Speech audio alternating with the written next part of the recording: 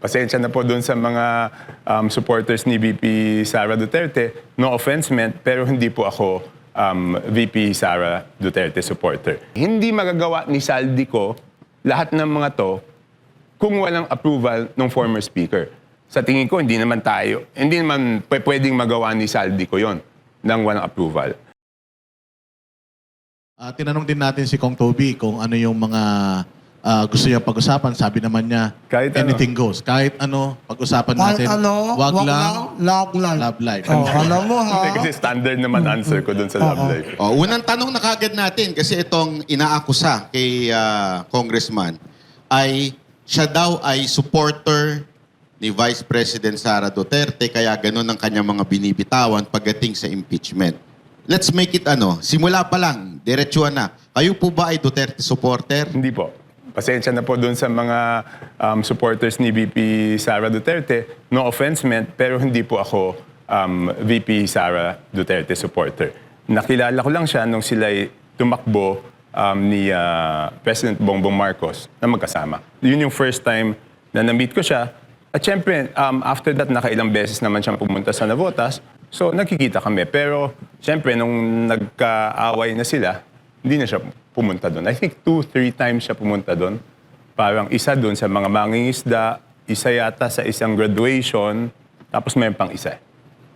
So, nung unit team pa lang, Kong Toby, nasa grupo na kayo ng ni Bongbong at ni Inday Sara? Yes, sila po yung sinuportahan namin ng mga kababayan ko sa Navotas.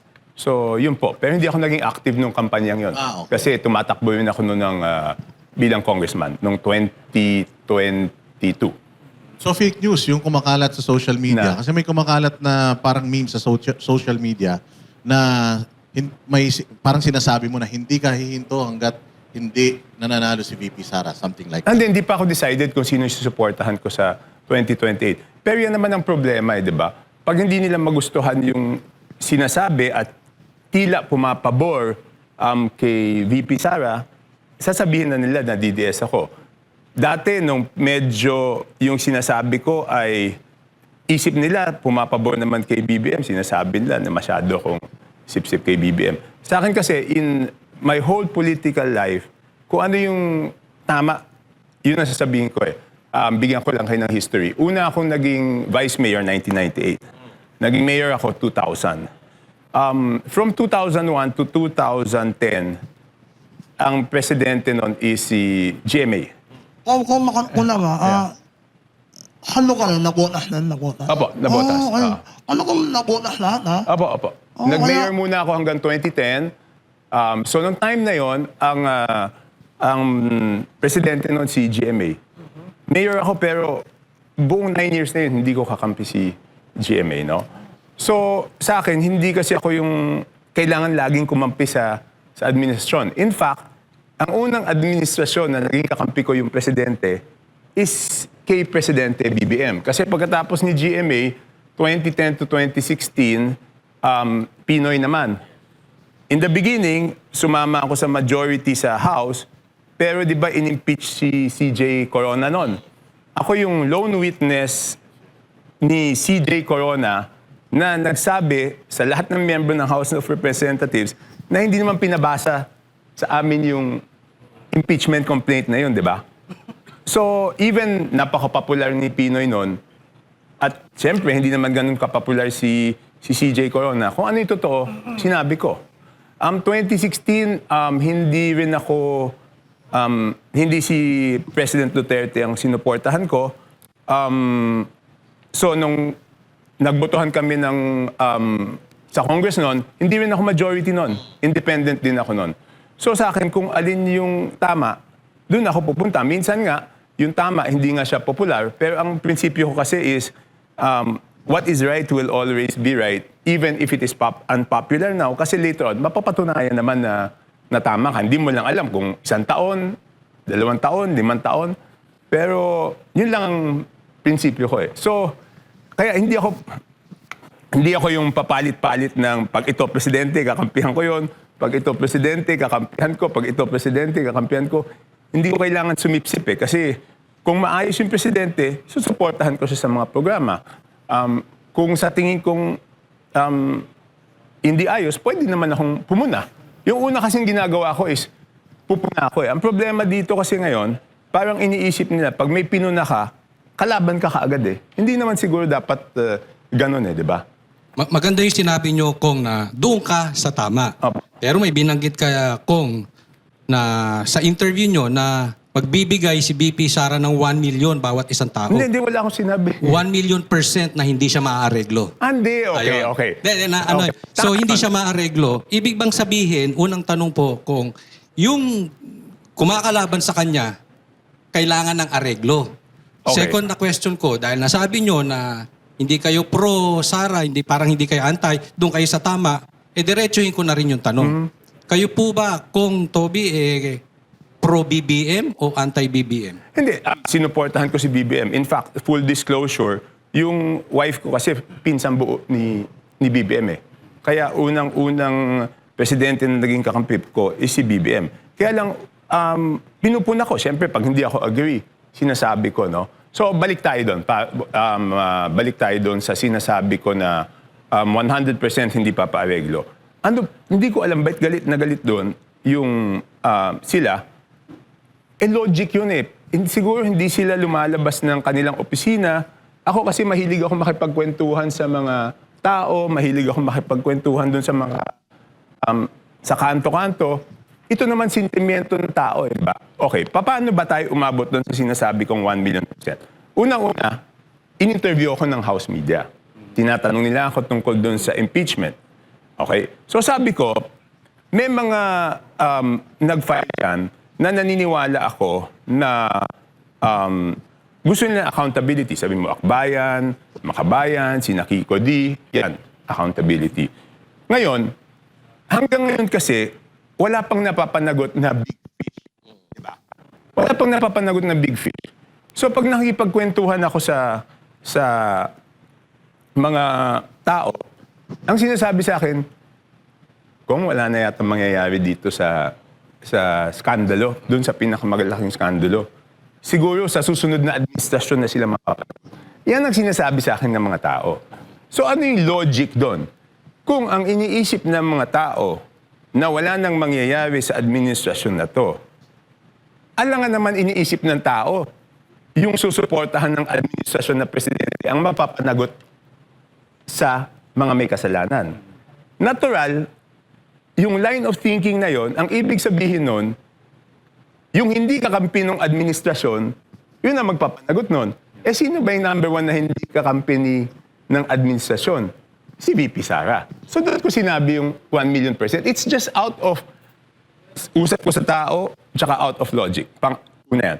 Pangalawa, alam naman natin, sabi ko mga may nag-file dyan na siguro, prinsipyo talaga. Pero sa likod nun, yung mga hindi pa pinapanagot sa flood control scam, siguradong ayaw nila si VP Sara. So bakit nila ayaw si VP Sara? The reason na ayaw nila si VP Sara is because mapapanagot sila. So ano yung nanggigigil sila doon sa sinasabi ko? Yun naman yung reason, di ba? Bakit ba nila ayaw? Is because mapapanagot sila. Kung sila makalusot dito, doon, hindi sila makakalusot. Correct. Di ba? So, Common sense naman yun eh. Sabihin nyo, Kong Toby, logic po yun. Pero hindi... Based sa mga... Ano ibig sabihin ng mga tao na pag sinabi nilang wala na mangyayari dito sa ilalim na administrasyon na to. Tapos sinasabi nila, siguro sa susunod na presidente lang yan. Di ba? Siyempre, alam na natin na ang tinutukoy nila yung presidente na hindi kakampi nung mga dapat panagutin. O sino yung hindi kakampi nung dapat panagutin? Si VP Sara. Di ba? So kung naniniwala kayo na hindi kayang panagutin ni Marcos itong mga kasamahan ninyo sa Congress? Alam mo, nung una talagang naniniwala ako eh. Because nakwento ko na yung conversation namin nung tatlo, di ba? So pinagalitan niya, number 1 yun. Number 2, kaya ako nabuhayan ng loob because sinabi niya doon sa SONA, di ba, na mahiya kayo. Obvious naman ang sinasabihan ng mahiya kayo, yung mga nahandun, hindi naman yung mga nanonood, di ba? Sino ba yung sinasabihan nun? Pero ang tagal na eh, di ba? Wala pa ring big fish hanggang ngayon eh. So nakakainip na. Hindi niyo po ba naisip na doon sa time na sinasabi ninyo, kayo po nagkwento na pinagalitan, Oo. ni Marcos si Romualdez. Oo. So may alam si Marcos sa nakawang nagaganap. Hindi, alam niya, natuklasan lang niya yun nung time na yun eh. Kasi may nagsumbong sa kanya. Okay? Ang nangyari kasi noon, ganito, no? Ang sinumbong sa kanya exactly is yung mga foreign assisted projects hindi pinopondohan. Kasi, di ba, lahat na naman ng tao alam to, it's because yung linalagay na sa unprogrammed yung foreign assisted projects na dapat may counterpart tayo, tapos yung binibenta nilang proyekto, yun ang linalagay na sa program. Kasi, kung ilalagay mo sa unprogrammed yung binibentang proyekto, walang bibili. Kasi hindi siya naka-line item, hindi sigurado. So, linalagay niya sa unprogrammed, tapos yung mga binibenta nilalagay niya sa program. So, pinagalitan niya noon. At sinabi niya na dapat ayusin yan sa BICAM. Kaya lalong nagalit is because hindi inayos sa BICAM. Pero kung nakikita na pala ni BBM yung problema noong time na yun, may nagsumbong na sa Yes. kanya, tapos nagkaroon ng BICAM, bakit niya pinirmahan? Hindi. Okay, ganito. Pagkatapos, di ba, sa tingin ko, ang opinion ko, no, hindi ko sure. Ang tingin ko, worried sila doon sa reenacted budget. Yun ang tingin ko. Kaya ang ginawa naman noong time na yon is, di ba, ang ginawa, dahil ang daming pinasok, di ba? Kaya ang ginawa niya noon is, hiningi, una in FLR, pinahold lahat ng insertions ng House tsaka ng Senate. Number 1. Number 2, hiningi sa Speaker tsaka sa Senate President at the time, Chis Escudero, yung listahan ng mga insertion. Kasi syempre, pag tinanong yung Senate President, bakit nagkaganito? Sabi ng Senate President, yung House gumawa niyan. Pag tinanong yung House, sasabihin naman ng House, hindi, Senate ang gumawa niyan. So, kinuha lahat ng listahan. So, ang nangyari nun is, nung kinuha lahat yung listahan, yung Senate, sina Chis, binigay within 3 days. Yung House, Marso na, hindi pa rin binibigay yung listahan ng insertions nila. So, tinatago nila. So Kong, when you say yung FLR, di ba, for later For release? later release, oo. So, can you say now na until now, it's hindi pa nare-release yun? Hindi, kasi may mga legitimate projects naman. Kasi doon sa, ang pinahold is yung buong insertion sa BICAM. Hindi naman lahat ng insertion masama eh. Kasi ang insertion talagang nagkakaroon ng amendments naman yun eh. Sinasabi ko nga, kaya tinawag na insertion yan, kasi dati nung hindi pa computerized, sinisingit yan last minute. Kaya nagkaroon ng word na insertion. Ngayon, may mga legitimate. Kahit ako, nag-request ako na bigyan ng amendment doon sa budget. No? Pero hindi ako member ng BICAM. So kasi legitimate, nakita nila, pinagbibigyan. So ang ginawa doon, lahat ng legitimate, pinago. Pero yung huling nakita ko yung listahan was July 29, 2025. Merong mga 80 billion na talagang hindi na pinayagan. So yun ang nangyari nun. At yun yung sinasabi ko na dahilan kung bakit. Kasi alam ko na insertion, di ba?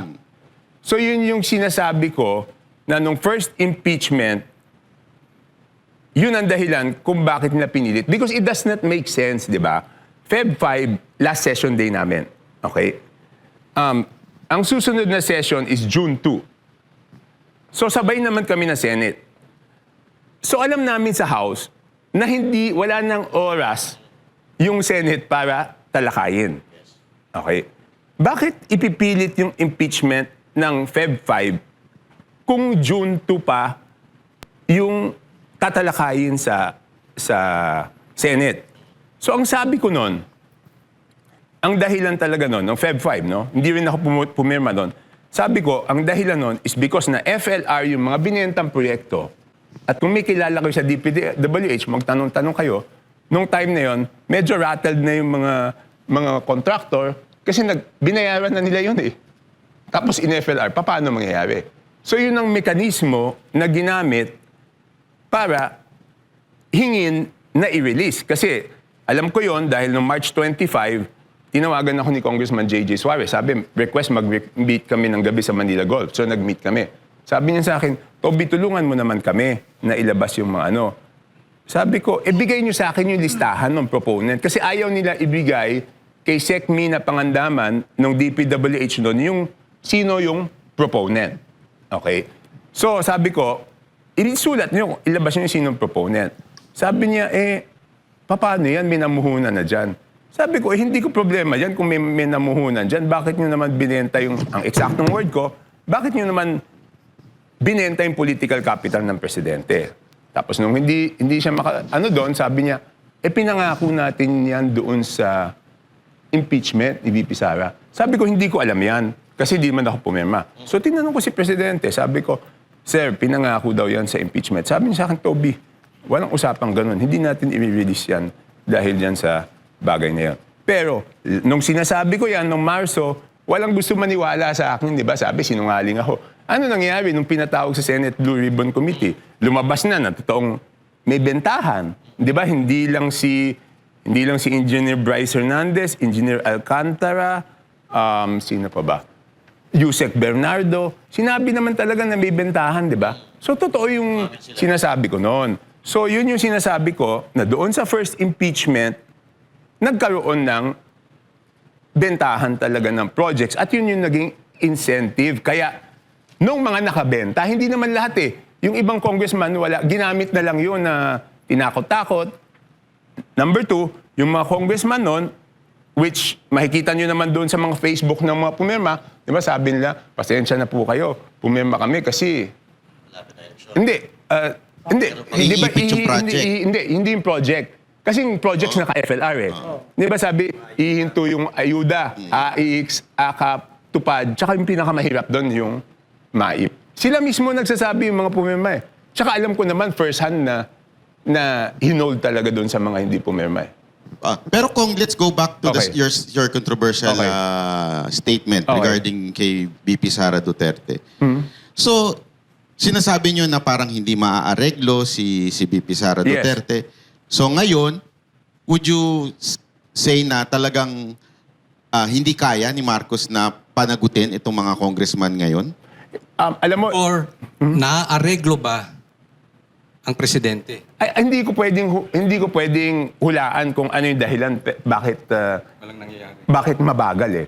Pero 'di ba, ang sabi ko noon openly on the very first time, pinsang buo niya si Martin Romualdez, 'di ba? So ang problema doon sa sitwasyon niya is kailangan niyang patunayan doon sa tao. Ang expectation ng tao since pinsan mo, absueltohin mo o proprotectionan mo. So ang sitwasyon niya is kailangan niyang patunayan sa tao na hindi na proprotectionan. So nung sinasabi ko yung mga bagay na yun, nagagalit sila. Hindi ba tama? Hindi ba tama na sabihin ko sa'yo, oy, kailangan ang iniisip ng tao, proprotectionan mo yan dahil pinsan mo yan. Dapat patunayan mo sa tao na hindi mo proprotectionan. Anong masama doon? Wala naman akong sinasabing masama doon. Pero do common you sense think yun. yung ICI na ginawa ni Marcos is a failure o gawa-gawa lang yun para lang for optics lang? Okay. Yung ICI, magagaling yung mga in-appoint niya, di ba? Kaya lang, ang disappointment ko doon sa ICI is nag-file ako ng batas para maging institutionalize siya. Yung infrastructure, Independent Commission Against Infrastructure Corruption. So, final ko yon, naka-break kami, undas break. Tapos, nung naka-break kami ng undas break, pagbalik namin ng November 13, minarathon hearing namin yon 1 to 6 p.m. So, natapos. Tapos, pinatay lang nung mga, hindi na pinalusot sa Congress. So, LEDAC measure yun, di ba? Kasama siya sa LEDAC measure. So, anong ginagawa ng mga kasama namin sa Congress? Bakit nila hindi pinapapasa yung priority bill ng presidente? Ako naman, kung ako yung presidente, kakampi ko yung mayorya, dapat sumunod sila doon sa LEDAC measures ko, di ba? Pinagmamalaki nila na may pinasa silang 18 LEDAC measures.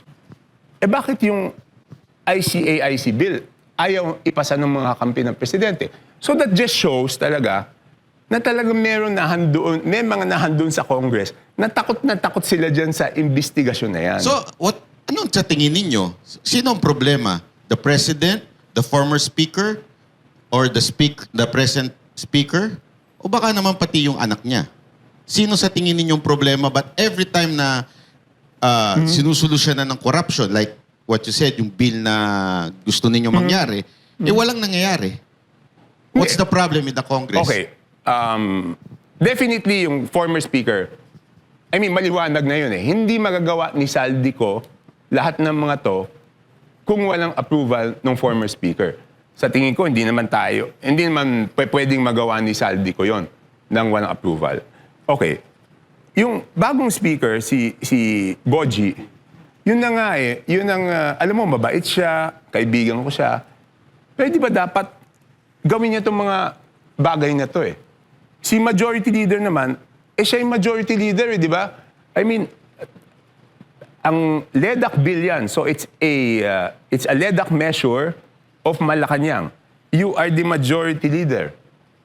Di ba dapat ipasa mo yung LEDAC? Unless, hindi ko na alam, hindi na ako masyado nakikipag-usap. Ano ba yun? Nape-pressure sila sa mga kakampi nila, iniisip nila na pag tinuloy nila to, iiwanan sila ng mga kakampi nila. But para sa akin, yung mga politiko, you cannot satisfy them eh. Politiko din ako, kasi taon lang maghusga. Ang politiko, ang iniisip nila lagi is yung interest nila, di ba? 2 years na lang presidente si BBM. Pag hindi na presidente si BBM, wala na, iwanan na kayo niyan. Di ba? So, ang pinakamahalaga, habang nahandyan ka, gawin mo yung tama. Hindi yung papasayahin mo yung politiko. Dahil yung politiko, wala yan eh. Pag wala ka na sa pwesto, Pero ito. Pero tapos na, wala na. Pero kung dugtungan ko yung sinabi, kasi sinasabi nyo na hindi dapat baliwalain si speaker, dating speaker, na hindi niya ipagtatanggol. Pero dito nakukonfuse yung taong bayan eh. Dahil andun yung anak niya. So, napaka-imposible or ayaw maniwala ng taong bayan na inosente, si Sandro, isipin nyo, mahiya naman kayo. Yun ang binanggit. Pero yung anak mo andun. Tapos nagagalit siya, ilang bahay ba sa Forbes ang gusto ninyo, etc. etc. Pero yung anak mo ando doon. So, masasabi man nating inosente si Bongbong, inosente rin yung anak. Alam mo, syempre, pag ako nagsabi na alam ko, dapat first-hand information, di ba? Ito kasi, hindi ko alam kung anong sitwasyon niya. No? But the point is, ilagay natin dun sa trabaho niya, di ba? LEDAC measure. So kung LEDAC measure yan, ba't hindi nila sinama doon sa 18 LEDAC measure? Wala na yun, tapos na yun eh. Wala nang pinag-uusapan doon. Nagka-agree na kami lahat ng author kung anong version ang ipapasa. Kong, ang tanong ng taong bayan, pwede ka naman sumakay sa mga trip nila, sa mga ginagawa nila. Unang tanong, bakit iba yung landas na pinuntahan mo? Bakit ka kumonta sa kanila? Tutuusin, magkamag-anak si Pangulo at si Speaker Romualdez, then relative kayo. Pangalawang tanong, may usap-usapan kasi, kaya po kayo nagagalit kay Speaker Martin Romualdez dahil nag-expect daw kayo na maging Speaker of the House. Parang, Okay. yeah. So, bakit hindi ako sasama sa kanila? Masisira ako doon, di ba? Ibig sabihin, pag sumama ako sa ganong usapan, masisira naman ako. Bakit naman ako sasama doon? Pero ang totoo nun, hindi ko nilang pinapansin eh. Kaya lang malakas ang loob ko magsalita is nung sinabi ni Presidente, mahiya kayo. So, ang isip ko nun, seryoso siya. Kasi pag hindi kasama yung Presidente, walang mangyayari dito eh. Di ba? Kahit sabihin ko yan, kung hindi kasama yung Presidente, walang mangyayari. So, noong una, hindi lang ako kumikibo. Pero, kahit tignan nyo yung history, unang nagsalita ako dyan, other than the reason for impeachment, was noong pagkatapos ng SONA. Di ba? Number 1 yan. Number 2, ano yung pangalawang... Pangalawa, masama lang daw loob mo kay... Di ba sinabi ko, right? Sabi ko, kahit matanggal siya, hindi ko tatanggapin yung pagiging speaker. Hindi ko naman talaga tinanggap eh. Okay. Ba't in-offer ba sa'yo yun, Kong? Hindi, ganito nangyari niyan eh. Siyempre, nung tatanggalin na, nag-uusap-usap kami nila Albi, Benitez, tsaka ni Duke. So, nung tinanong kung interesado ka, sabi ko hindi. So, si Boji na lang. So, sinuportahan ko si Boji noon. Kaya nga, di ba, nung unang nagsimula kami ng 20th Congress, independent ako. Tapos, nung si Speaker Boji ang naging speaker, bumoto ako sa kanya. Pero, hindi ako tumanggap ng kahit anong chairmanship, kahit nga membership, hindi ako tumanggap. Kasi sabi ko, tignan ko muna. Baka naman hindi rin masusunod si Boji dito, ano gagawin ko? Di ba? So, kung sinabi nyo kanina na hindi magagawa ni Saldico kung wala si Martin Romualdez. Yes. Ang pinagtatakahan po ng mga netizen at mga kababayan natin, bakit tinatrabaho or talagang willing hulihin ng administrasyon si Saldico, pero bakit hinahayaan si Martin Romualdez? Hindi ko alam kung ano yung frustration. Kaya nga di sabi ko, ako frustrated, ako disappointed. Sinabi ko rin dun sa same interview na yun. No? Even si Saldico, hindi ko alam kung seryoso ba talagang ulihin. I mean, di ba, nung unang-una, sinasabi ko doon sa DFA, cancelahin yung passport. Sinasabi nila, nako, legally, hindi pa pwedeng cancelahin yan, di ba? Hindi ako agree sa DFA noon eh. Kasi pag nakasulat doon, unless kung national security, pwede mong kanselahin. Di ba noon nagkakagulo nga because of Saldico? So pwedeng national security issue yun. Pangalawa, may abogado naman si Saldico. Yes. Di kanselahin mo, pag question, depensahan nyo. Pero hindi ko na matanggap yung stand na hindi pa pwedeng kanselahin. Sumunod, ang tagal na noong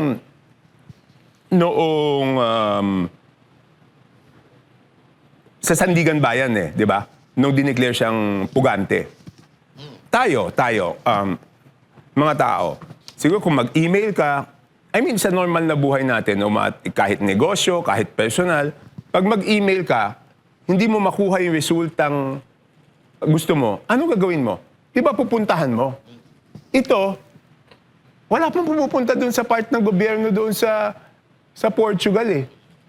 Di ba dapat magdala sila ng high-level team na pumunta doon sa Portugal para kausapin yung mga counterparts nila doon. So, posible po yun, Kong, no? Kung halimbawa, desidido talaga sila na pauwiin si Saldico, pwede lang puntahan doon, then makiusap doon sa gobyerno ng Portugal para may balik si Saldico dito. Human nature yan, di ba, sa atin?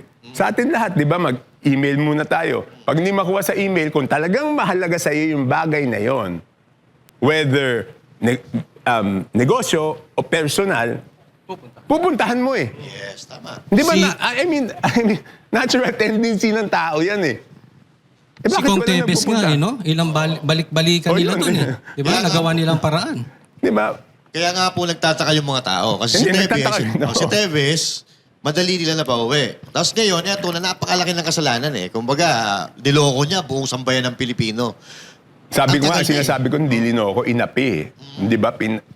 I mean, yung ang tagal ko na, pang-5 balik ko na pang-4 na balik ko na sa Congress ng 19th Congress, 20th Congress, pang-5 term ko na, wala pa akong nakikitang ganyang klaseng At kung anomalya. pangalawang tanong ko, katulad doon yan, di ba? Kaharap ka nung pinapagalitan si Martin Romualdez, si Pangulong Bongbong Marcos. Hindi niyo po ba naisip na baka gawa-gawa lang nung magpinsan yun? Parang drama lang nila yun? Hindi ko naman, Alam mo, naisip ko rin yun. Bakit parang- sinama ka pa eh? Ba't sinama ka pa? Ano Hindi, pong sapat na dahilan? Hindi, kasi ano yun eh, Sunday yun, tandang-tanda ako. Di ba may Sunday lunch, di ba? So pinapasok kami sa loob. Hindi naman siguro ako din linoko, no? Huwag mo naman akong pagmukhain tanga. Gusto mo yata magmukha akong- Hindi, ano rin po kasi, siyempre, nasa Vox Populi tayo. Ito ay opinion. Opinion po kasi ito ng pangkalahatan yung, Hindi naman masarap yung na isipin tinano ko. namin. Hindi naman masarap na isipin ko, tanga ako na. Parang ang labo lang ho kasi na si Saldico hinahabol tapos si Martin Romualdez Hindi, pinapagalitan pero at lang. that time, in fairness, no? Ang ginawa namin noon, di ba, nung hindi sinunod yung instructions, di ba, ang ginawa namin noon, pag-resume ng Congress, tinanggal namin si Saldi, di ba? As Committee on Appropriations. Pero Chairman. kung sundan ko lang sinabi nyo, di ba? Sinabi nyo, hindi naman na posible na makagalaw si Zaldico nang walang ni Martin. Pero sa tingin nyo po ba, hindi makakagalaw si Martin nang walang ni BBM? I mean, in fairness, no, wag kayong magagalit. Ang opinion ko, kasi the first two, before that happened, parang buo yung tiwala niya. Kasi pinsan ko, hindi naman siguro to, hindi naman ako papahamak. Tingin ko ganun. Yun ang opinion ko eh. Buo ang tiwala eh. Kaya rin ako naniniwala na nagalit because, di ba, kung isang tao pinagkatiwalaan mo, tapos pinahamak ka, natural, magagalit ka. Pero kung that's the way na nangyari, but until now, ganun pa rin ang nangyayari. Which is, di ba, sana, nawala na si Romualdez. Kaya lang halos inulit din yung 2025 budget style of corruption ngayong 2026. In what sense? Meron pa rin mga insertion, may mga allocation pa rin na binabanggit ng ibang mga congressman. Okay. Dito sa BICAM dito, walang insertions eh. Wala akong alam na insertion. Di ako member. Pero bigyan ko lang ng chance na i-clarify. No? Alam mo yung mga kalaban ko, o yung mga kakampi ni Martin. Kasi di ba ang dami yung trolls eh. Every time sigurado ko, pagkatapos ko mag-interview sa inyo dito ngayon, masaya na naman yung mga trolls niya kasi kikita na naman sila eh. Bawat banat yata, merong, ano yun eh. So, tinitira nila ako dun sa 2026 budget kasi sinasabi na nag-insert daw ako ng 900 plus million o amount. Ang totoo kasi niyan, may minimum bawat isang distrito. So, nabotas, ang minimum dapat is 1.410. Tapos, nung dumating si Sec Vince, naging 326. So, siyempre, nagreklamo ako. Ang minimum dapat na nabotas is 1410. So, binalik lang. Hindi nga binalik yung buong amount eh. Nagbalik lang ng 900. So, 900 plus 300. So, 1.116 lang ang napunta sa nabotas. So, sinasabi nila insertion yun. Hindi insertion yun. Binalik lang ang DPWH at hindi galing sa Congress yun. DPWH, kinorek lang yung kanilang mali. So, yun lang. Liliwanagin ko. Nabanggit nyo before, di ba, yung first impeachment ni VP Sara, may involvement doon ng parang bigayan. Hindi. Ang nangyari doon is yung mga... Pumirma. Hindi. Yung mga nagbebenta, yung grupo nila Saldico, nagbebenta ng projects. Okay? So, dahil nagbebenta sila ng projects, sinisingil na sila ng mga contractor kasi na FLR.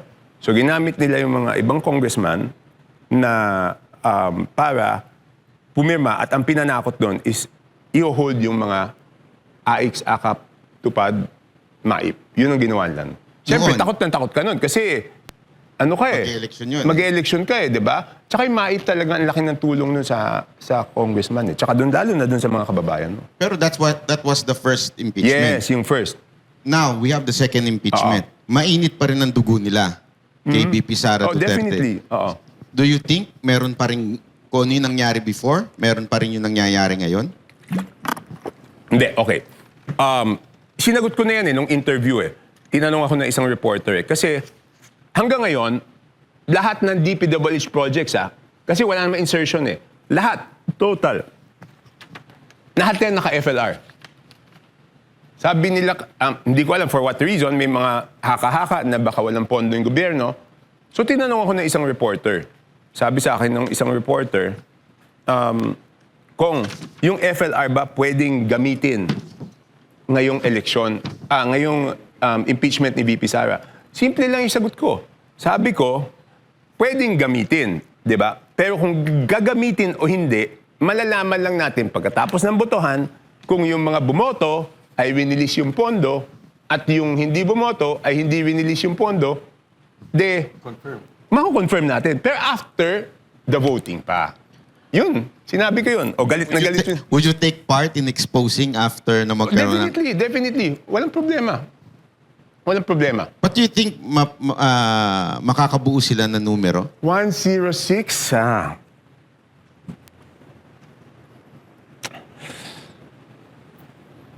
Kasi pag... Okay, ganito lang isip ko. Sa tingin ko, hindi naman nila kayang tanggapin na hindi na makukuha yung 106. Di ba? So, kahit papano, pipilitin siguro yan. Tingin ko. Pero sa tingin nyo, sinong pumipihit? Sinong may gusto? Sino ang talagang pinuno nitong impeachment na ito. Kasi hindi naman tayo pwedeng maniwala na dahil sa ebidensya. Wala nga silang ebidensya eh. Nag-fishing nga sila ngayon eh. Hindi, yun na nga eh. Di ba, ang statement ko dyan is, nakita ko yung last hearing, bakit, di ba, ang pinipintasan, isa sa mga sinasabi na is yung SALN. Di ba? Ang sabi ko nga, yung SALN, napaka-ipokrito naman. Di ba yung Congress nga, ayaw ilabas yung SALN ng mga congressman, di ba? Tapos, hahanapin mo yung kasalanan ng isang tao base sa SALN. Yung mismong Congress, ako linabas ko na sa public nung Pero isa-isahin niyo yung member ng Committee on Justice noon. Kung linabas na lang yung SALN nila.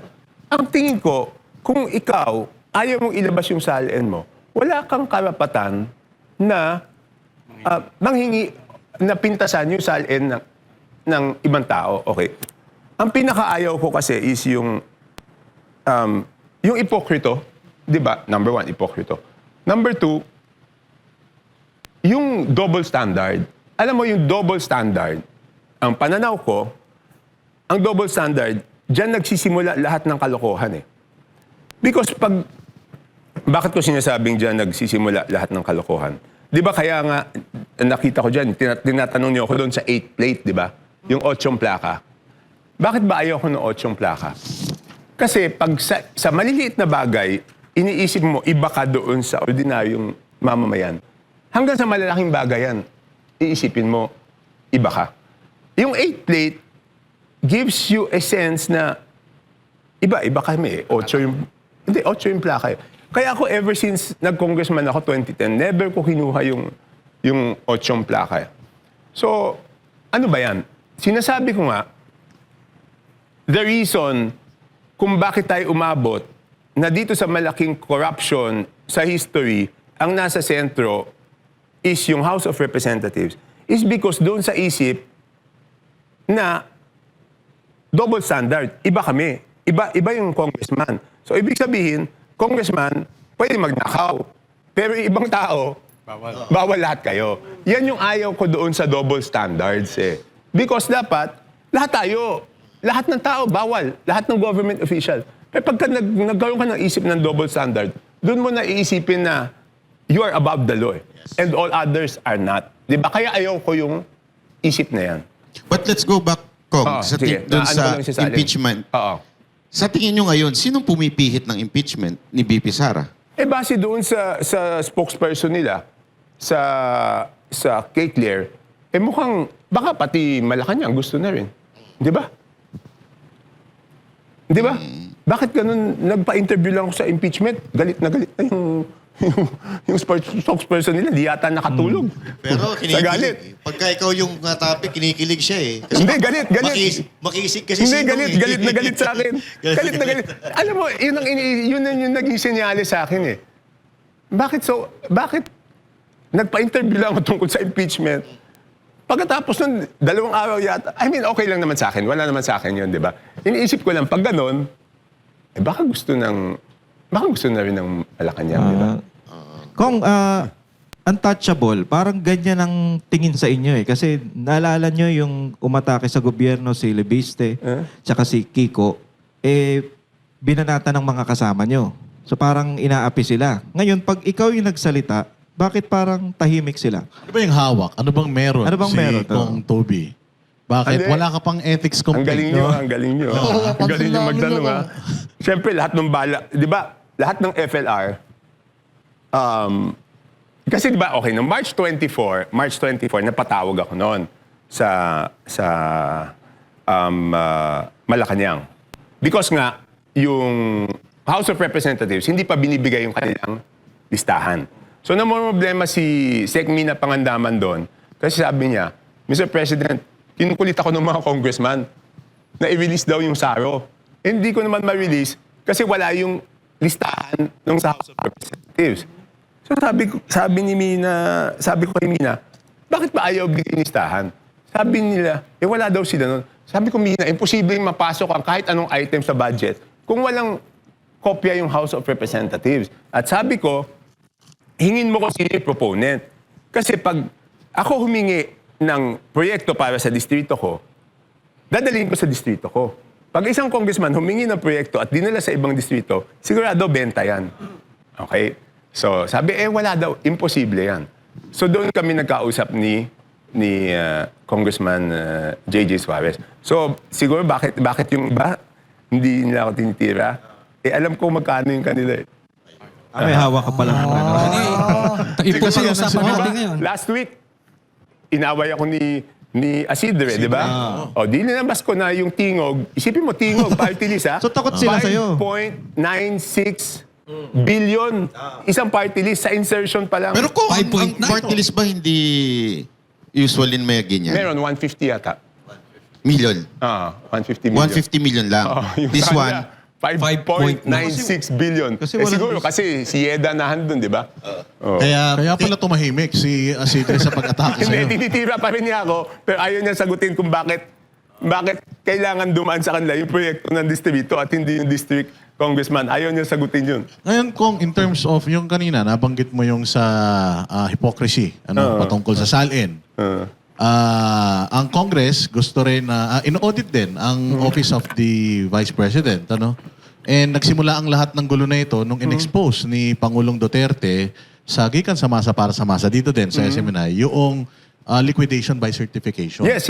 Oh, so are you in favor na itong liquidation by certification ma-abolish na ito? Hindi, ako, in favor ako na buksan rin yung libro ng House, no?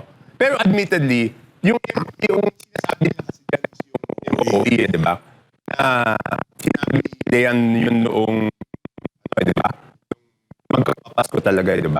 Ang nakasulat kasi talaga doon is nakasama yun doon sa sweldo namin. Nakahiwalay yung sweldo at yung MOE is supposed to be for office expense, district office expenses, no? So, ngayon, kung gagawa ang COA ng bagong guidelines na hindi pa pwede yung liquidation by certification, wala namang problema sa amin yun. Kasi talaga namang ginagastos sa distrito yun. And do you think may mga congressman na hindi dinadala sa distrito yung mga budget nila? Hindi ko alam eh. Kasi pag ginastos mo yun sa distrito mo, kulang pa yun eh. So, bakit naman hindi nila dadalhin yun sa distrito nila? Unless sobrang laki yung, hindi ko alam, yung mga ibang AX-AKAP nila. Pero kulang yun pag ginastos mo sa distrito, sa dami ng pumupunta doon everyday. Comment na lang ako. Paano ako lang yung tanong niya kanina na kaya pala takot sa iyo yung mga congressman may hawak ang alas. Alam mo yung magkano yung budget nila. So, ayun kami listahan. Hindi, mawawalan ako ng bala. Mawawalan ako ng bala. pinagaw yung bala niya. Mawawalan ako ng bala.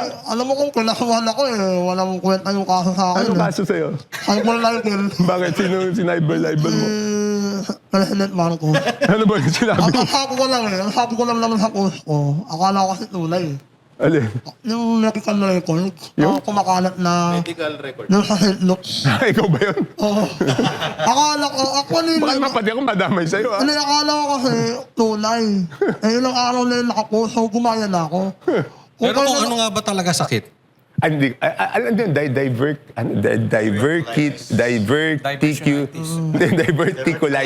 Dina-divert yung... Pero kung Ikaw pala yun na kaso. ito ko, last na, tanong ko ako dun sa hawak ng alas. So, ikaw, malinis ka. Kasi takot sila sa'yo eh. So, wala kang tinatago. Wala Sila naman. marami. Tama. Kasi alam mo, siguro, kaya ako nasa ganitong sitwasyon, kasi alam ko na nakahanda ako na kahit sino ang maging presidente, walang mahahanap na buta sa akin. Kasi nagsimula yung political career ko na hindi ko kakamping presidente. Di ba? 22 years bago ko nakakampi. Isipin mo kung doon sa 22 years na yon may tinatago ako, edi, wala. Tahimik ka rin. Hindi ko ugali na palipat-lipat. Kaya titingnan nyo, ano ba ang reason bakit ang mga politiko palipat-lipat ng partido? Kasi di kung tinatago ka, hindi ka pwedeng... Paano ka pupuna sa gobyerno kung meron kang meron kang tinatago, Ay, naku, di ba? may kilala tayo dyan. So, ibig sabihin kong hindi ka pala katulad ng Remulla Brothers, no? Na patalon-talon, no? Kung meron lang akong tanong, Kaibigan ko naman mga bago yun. kasi isa sa mga accusation sa inyo ng iba, you are eyeing for Senate. Kaya kayo nag-iingay daw. Okay, hindi pa ako na... Okay, ganito. Diretsahang sagot, no? 1998 pa ako public servant, no? So pagdating ng 2028, 30 years in public service na ako. At 60 years old na ako pagdating ng 2028. So, yan isang malaking desisyon because it's either I go back 100% sa pagiging negosyante or kung magtutuloy ako ng political career ko, baka for the rest of my life, politician ka na. Hindi ka na, ang hirap Pero may term pa po ba kayo? May term pa ako, isa sa Congress. One term sa Congress. Meron pa ako isang term sa Congress. So madami akong options eh. So, ito kung total, sabi nyo nga, asawa ng, yung pinsan ng asawa nyo po, si Pangulong Yes, Bongbong silang tatlo, Marcos. magpipinsan sila. So, ang ibinabatong kasalanan ni VP Sara sa impeachment ay yung 125 million na confidential fund. Sa tingin niyo po ba, hindi po ba karapat-dapat ma-impeach si Marcos Jr. sa mga ipinupukol sa kanya na katulad lang ho nito, 500 billion flood control, 241 billion 2025 GAA illegal insertion, Maharlika funds, gold reserve, tsaka yung PhilHealth, GSIS, SSS, so sobrang dami Okay. na inaano sa kanya. So, number one, punta tayo doon sa intelligence funds, no?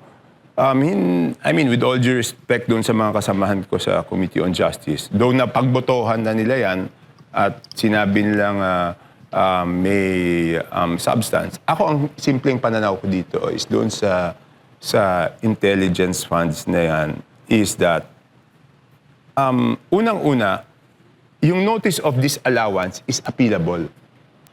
It is appealable doon sa COA. And even assuming na mag-rule yung COA doon, appealable ulit yan hanggang Supreme Court. So hindi mo pa masasabi na may kasalanan kasi under appeal pa yung notice of disallowance at wala pang finality doon. So hindi mo masasabi that there is graft and corruption. Ngayon, pagdating doon sa sinasabi mo kay Presidente Marcos, pinagbotohan yun na insufficient in substance kasi walang material facts, di ba? So ang sinasabi ko, kaya nga hindi pa pwede double standards eh.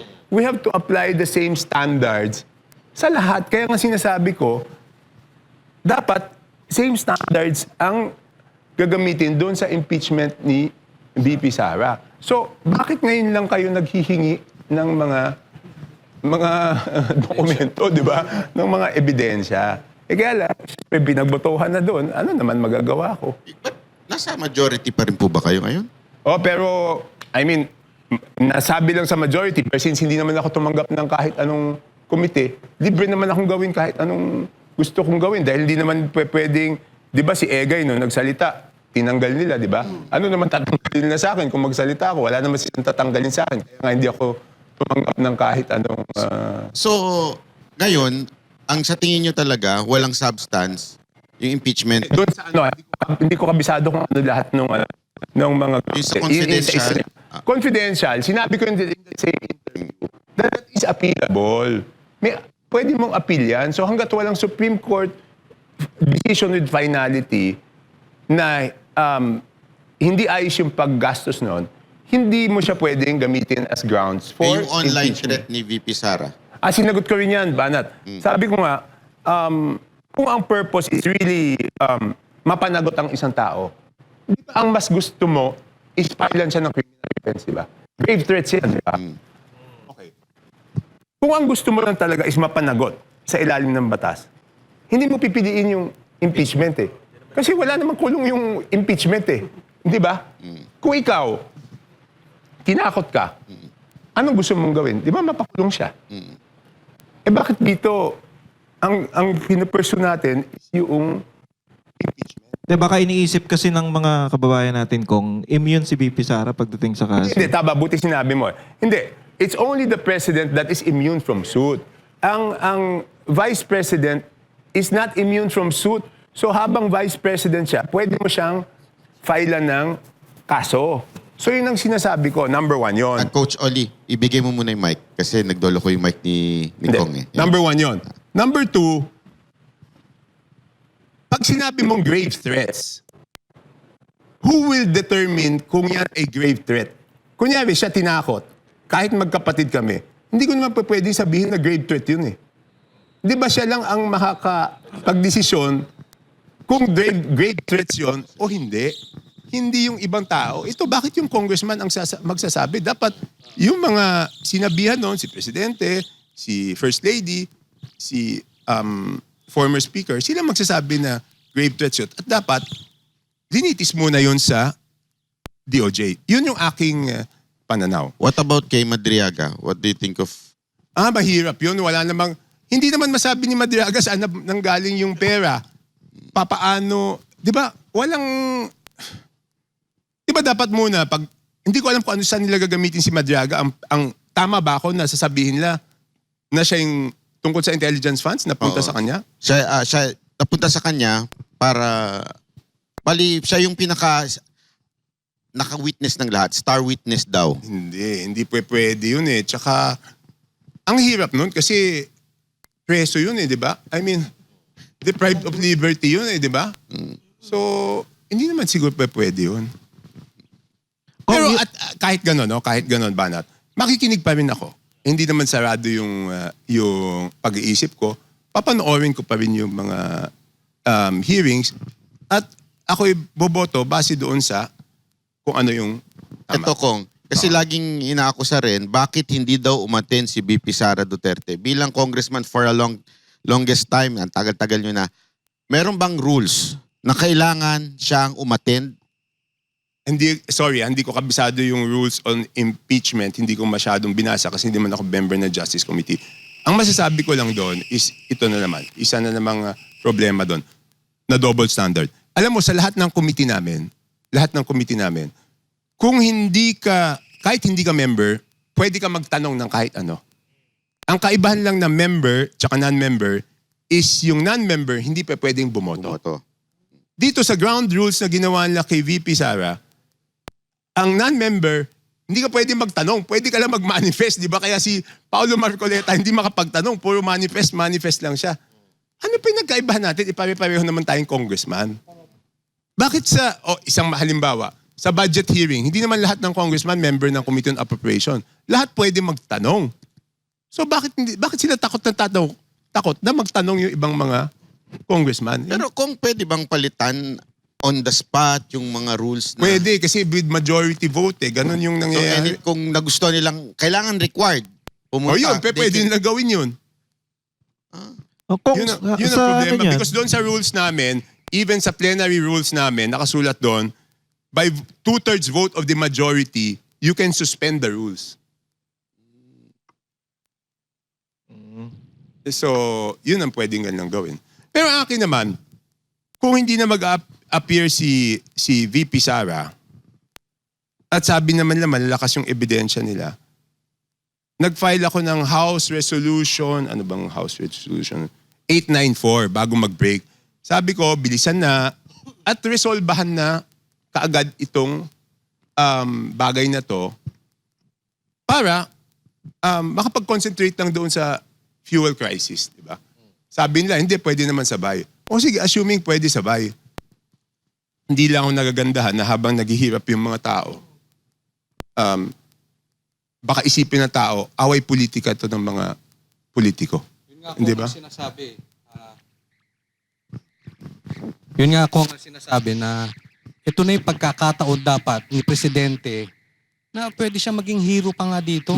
Ihinto niya, pwede niya bang ipahinto yan, kausapin, use his influence over the congressman kung meron man, kausapin niya sa likod, sa harap, bahala siya. Basta importante, focus muna tayo dito. Ito problema natin, ang taas-taas ng gasolina, nagtataasan lahat, ang laki ng problema, kulang sa supply, kayo inaatupag nyo impeachment.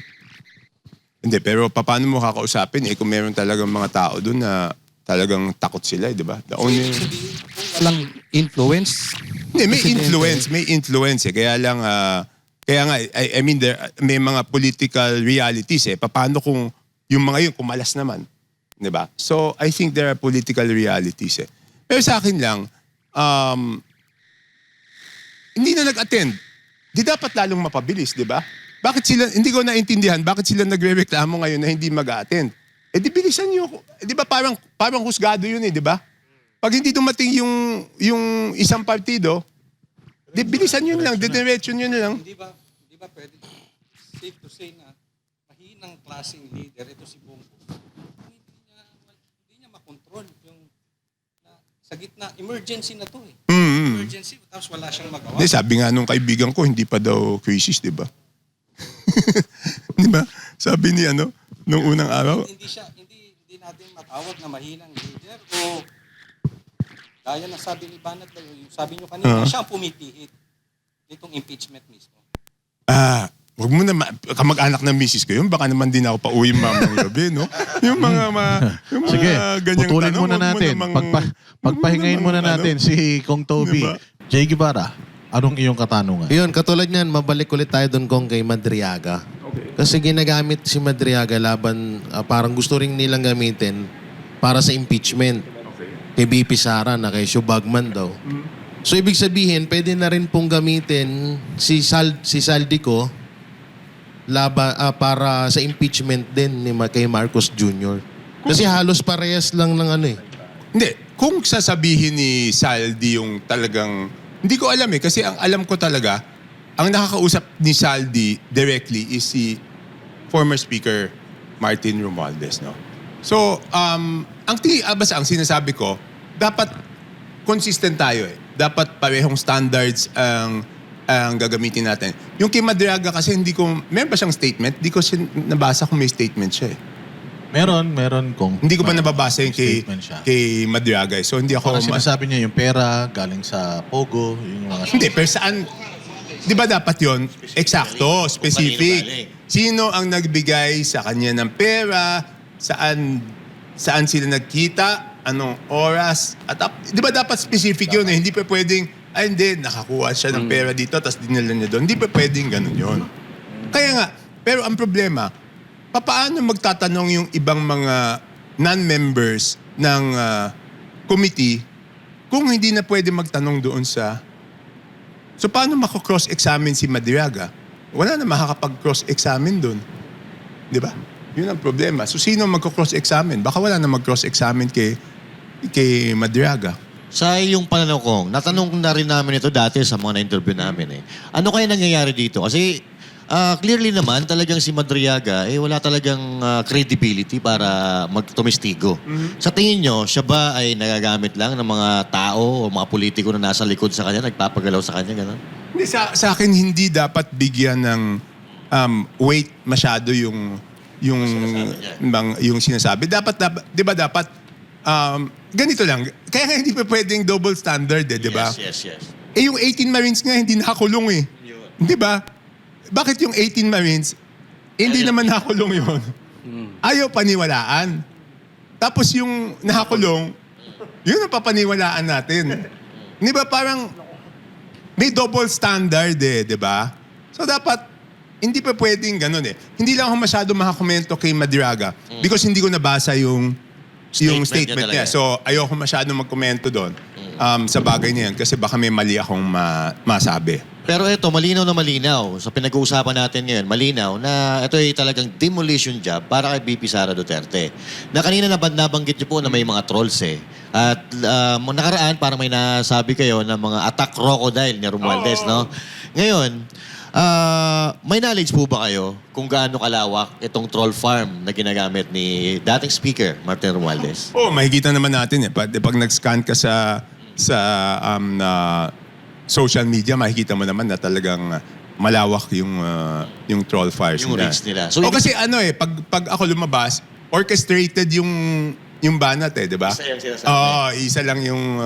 Isa lang yung sinasabi ng lahat. So obviously, troll farms yun. Pero siguro masayang-masaya yung mga yun tuwing ini-interview ko kasi may dahilan na naman para, Tirahin ka. Kaya. pag tiniran nila ako, di may kita na naman sila. So, ibig sabihin kung totoo yung sinasabi nitong 18 Marines na meron talagang nag-ooperate ng mga troll farms. Na Totoo yun. Kaya nga, di ba doon sa 20 Marines, maliwanag yung sinabi kong statement doon. May mga bagay doon na talagang naniniwala ako na totoo. Kasama na doon yung sa troll farms. May mga bagay doon na hindi ako totally naniniwala. So gusto ko sana noon na pag-aralan pa mas mabuti. Kaya lang dumating nga itong crisis di ba? So mas concentrated ako kasi nag-file ako ng isang bill, yung House Bill 8715, Fuel Crisis Act of 2026. Ang panukala ko doon is bigyan ng kapangyarihan yung gobyerno na yung unjust, yung sobrang taas ng fuel, electricity, food, tubig, tsaka internet, dapat makontrol. Number 1 yon. Number 2, doon sa final ko na yon, is binibigyan ng kapangyarihan both national and local governments na sila na ang uupa doon sa mga PUJ, sa mga tricycle, kahit TNVS, at ibibigay na ng libre sa kanilang mga constituents. Kasi ayaw naman natin ayaw ng gobyerno taasan yung pamasahe. Malulugi naman yung mga yan. Yes. Tapos madami doon Tapos, siyempre, pag tumaas yung presyo ng bilihin, mahirapan na yung tao magbayad ng upa. So, sinasabi ko, residential rate, habang may crisis, hindi pwede magtaas. Commercial rates, basta micro, small, and medium enterprises, hindi mo pwedeng taasan. SSS, GSIS, magbigay ng emergency loan. Lahat ng nagpautang sa gobyerno, wala munang moratorium muna sa pagbayad. So, yun ang sinasabi ko na sana talakayin namin. Kung ito Yes. kasi ngayon, napunta tayo sa mga komento ng netizen. Ito, marami nga nagtatanong dito Kayo daw po ay parang pakawala lang ng presidente to the point na lahat ng blame, idinidirect nyo lang kay Romualdez, pero nililigtas ninyo yung inyong pinsan. Okay. Can you say anything doon sa... Hindi. Ako yung history ko as a politician will speak for itself, no? Kung ano yung totoo, sasabihin ko. Ngayon, kung later on, may ebidensya na talagang kasama siya, masakit man dahil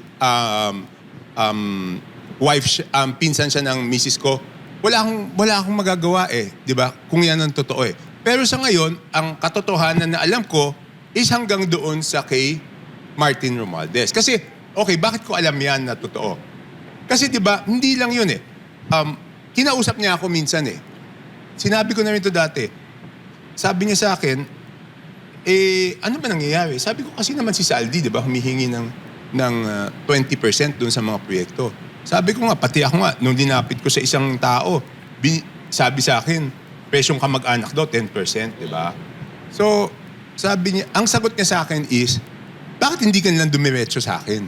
Di ba, parang, instead na pagalitan mo si Saldi, ang sinasabi mo sa akin, dumiretso ako sa'yo. Ang sagot ko sa kanya nun, Speaker, kasi kung yan ang patakaran, hindi naman dahil pinsan mo yung misis ko, humihingi ako ng exemption. Okay. Kung yan yung patakaran, yan yung patakaran nyo Sundin natin. Sundin natin. Pero hindi ko kayang gawin, hindi ako tumuloy. Diba? Pero kung yun ang patakaran nyo, yun ang patakaran nyo. So, ganun ang katwiran ko Kaya hindi lang- ko pagtatakpan yung... Ano naman mapapala ko kung pagtakpan Hindi, ko? tulad po ng Yeah. komento ng isang nanonood sa atin ngayon. Sinabi ninyo na walang sinabi si Saldico na binigyan si Marcos. Pero according to sa video niya, meron. Hindi, sinasabi ko lang. Hindi ko sinasabing walang... Sinasabi ko, pag naging testigo si Saldi at sinabi niya na binigyan niya si Marcos, doon pa lang magiging impeachable offense. Pero sabi ko, based on my knowledge, hindi naman direkta ang relationship ni Saldico kay BBM. No? And some people might not like this. Sasabihin ko rin yung totoo. Si BBM, walang luho yun So hindi ako makapaniwala na Walang luho, wala ring bisyo. wala akong alam. Di ba? Hindi, pero ito Kong kasi parang... Hindi, pero yung pagkaalam ko dun sa pagkakilala ko sa kanya for over ilang years? 30 years. I mean, some people might disagree, mababash ako, pero maayos na tao yun eh. Mabait talaga eh. Pero yun kasi- yung pagkakilala ko eh. it's like nangyayari. Whether we like it or not, nakikita natin there is a big corruption. Yes, correct. Kaya nga, So, it's either sangkot siya o inutil siya. I mean, yun ang problema. That's why he has to prove, babalik ulit ako sa kanya, na he is in the position to prove na hindi siya sangkot. Walang benefit. Ang problema sa sitwasyon niya is walang benefit of the doubt for him. Kasi pinsan niya si Martin. So ang sitwasyon niya is siya ang dapat magpatunay sa tao na hindi ako kasama dyan. Yun ang kailangan niya gawin. Pero do you think after kailan na yung sinabi niyang mahiya naman kayo? Until now? July 25 o 28? Kaya nga, until now, wala pang mapanagot na quote-unquote supposedly big fish na mapakulong. Eh until tagal, now, diba? wala pang big fish. Kaya nga, di ba? So, ibig bang sabihin po nun, wala talaga siyang ginagawa. Hindi, kaya nga frustrated ako, no? Pero nung isang araw, nakita ko yata si Boying, may sinabi yata siya na magiging mainit itong... Oo. Ano sabi niya? Kaya lang kasi, iba kasi pag nagsalita yun, marami sinasabi na hindi nangyayari. Ano sabi niya? Mas maiinit Mas mainit pa ang daw. tag-init. So, hintayin lang... Pero kung ito hintayin yung tugtog ko yung lang, ano, Mike mo, ayo. Hindi, kasi whether we like it or not, no, alam ko, kung lumabas later on na kasama siya dyan, masakit din para sa akin eh.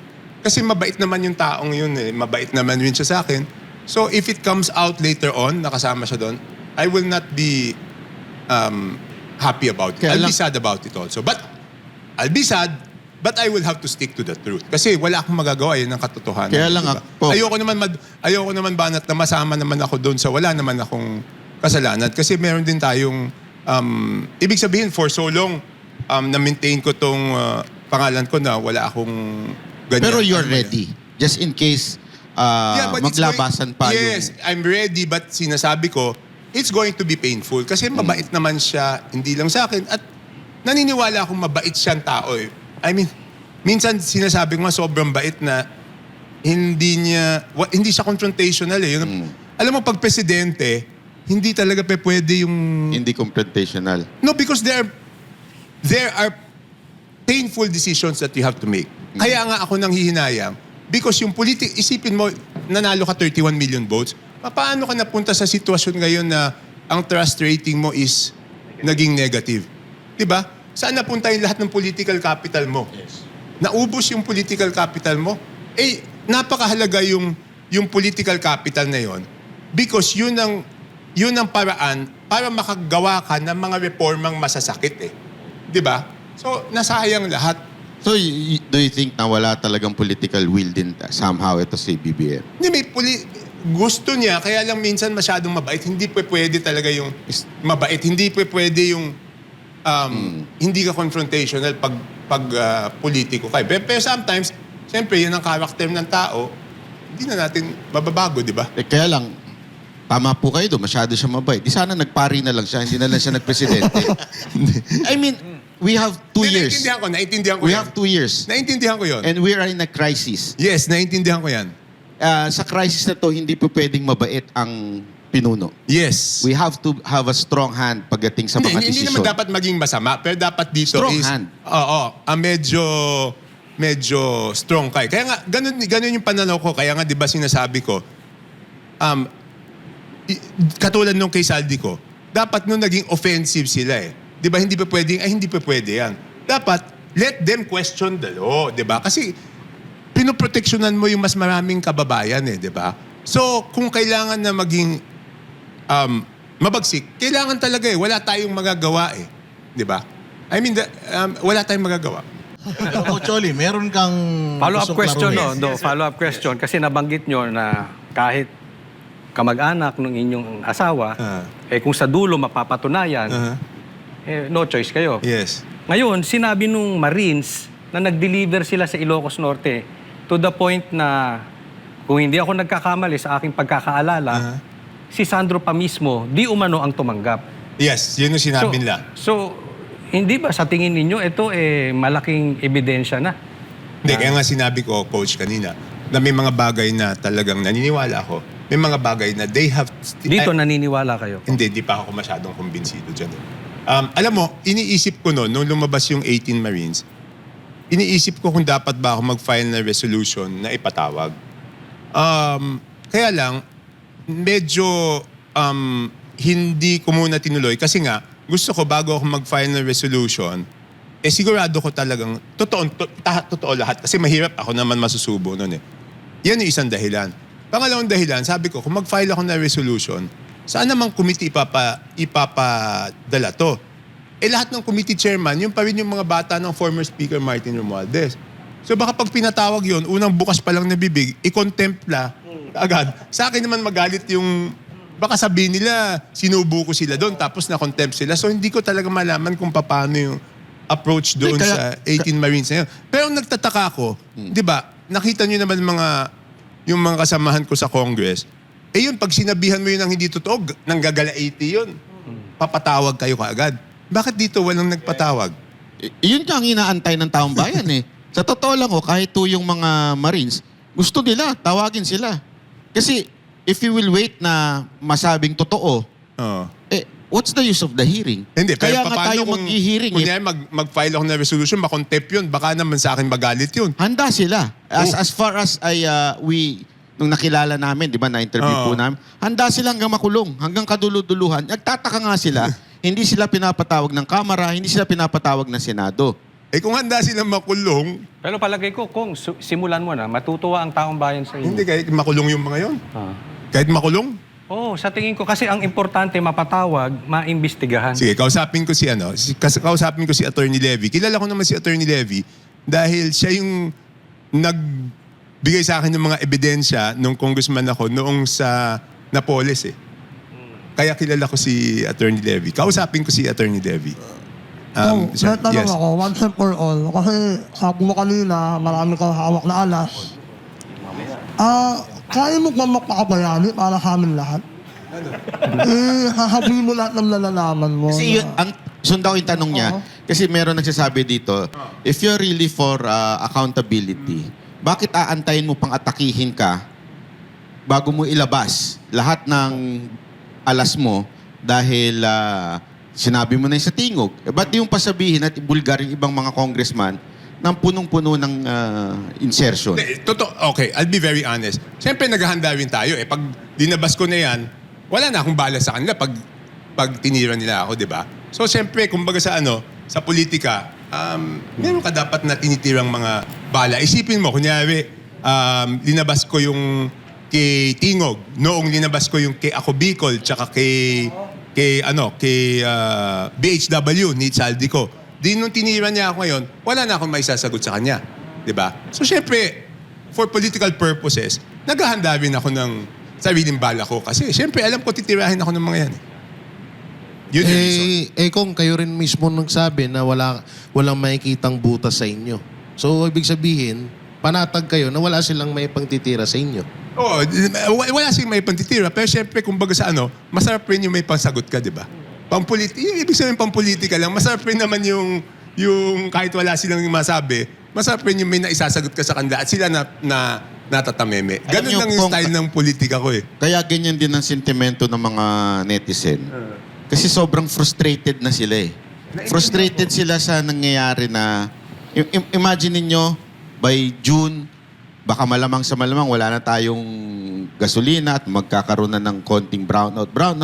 Pero until now, itong mga congressman natin, nagkakalat pa rin.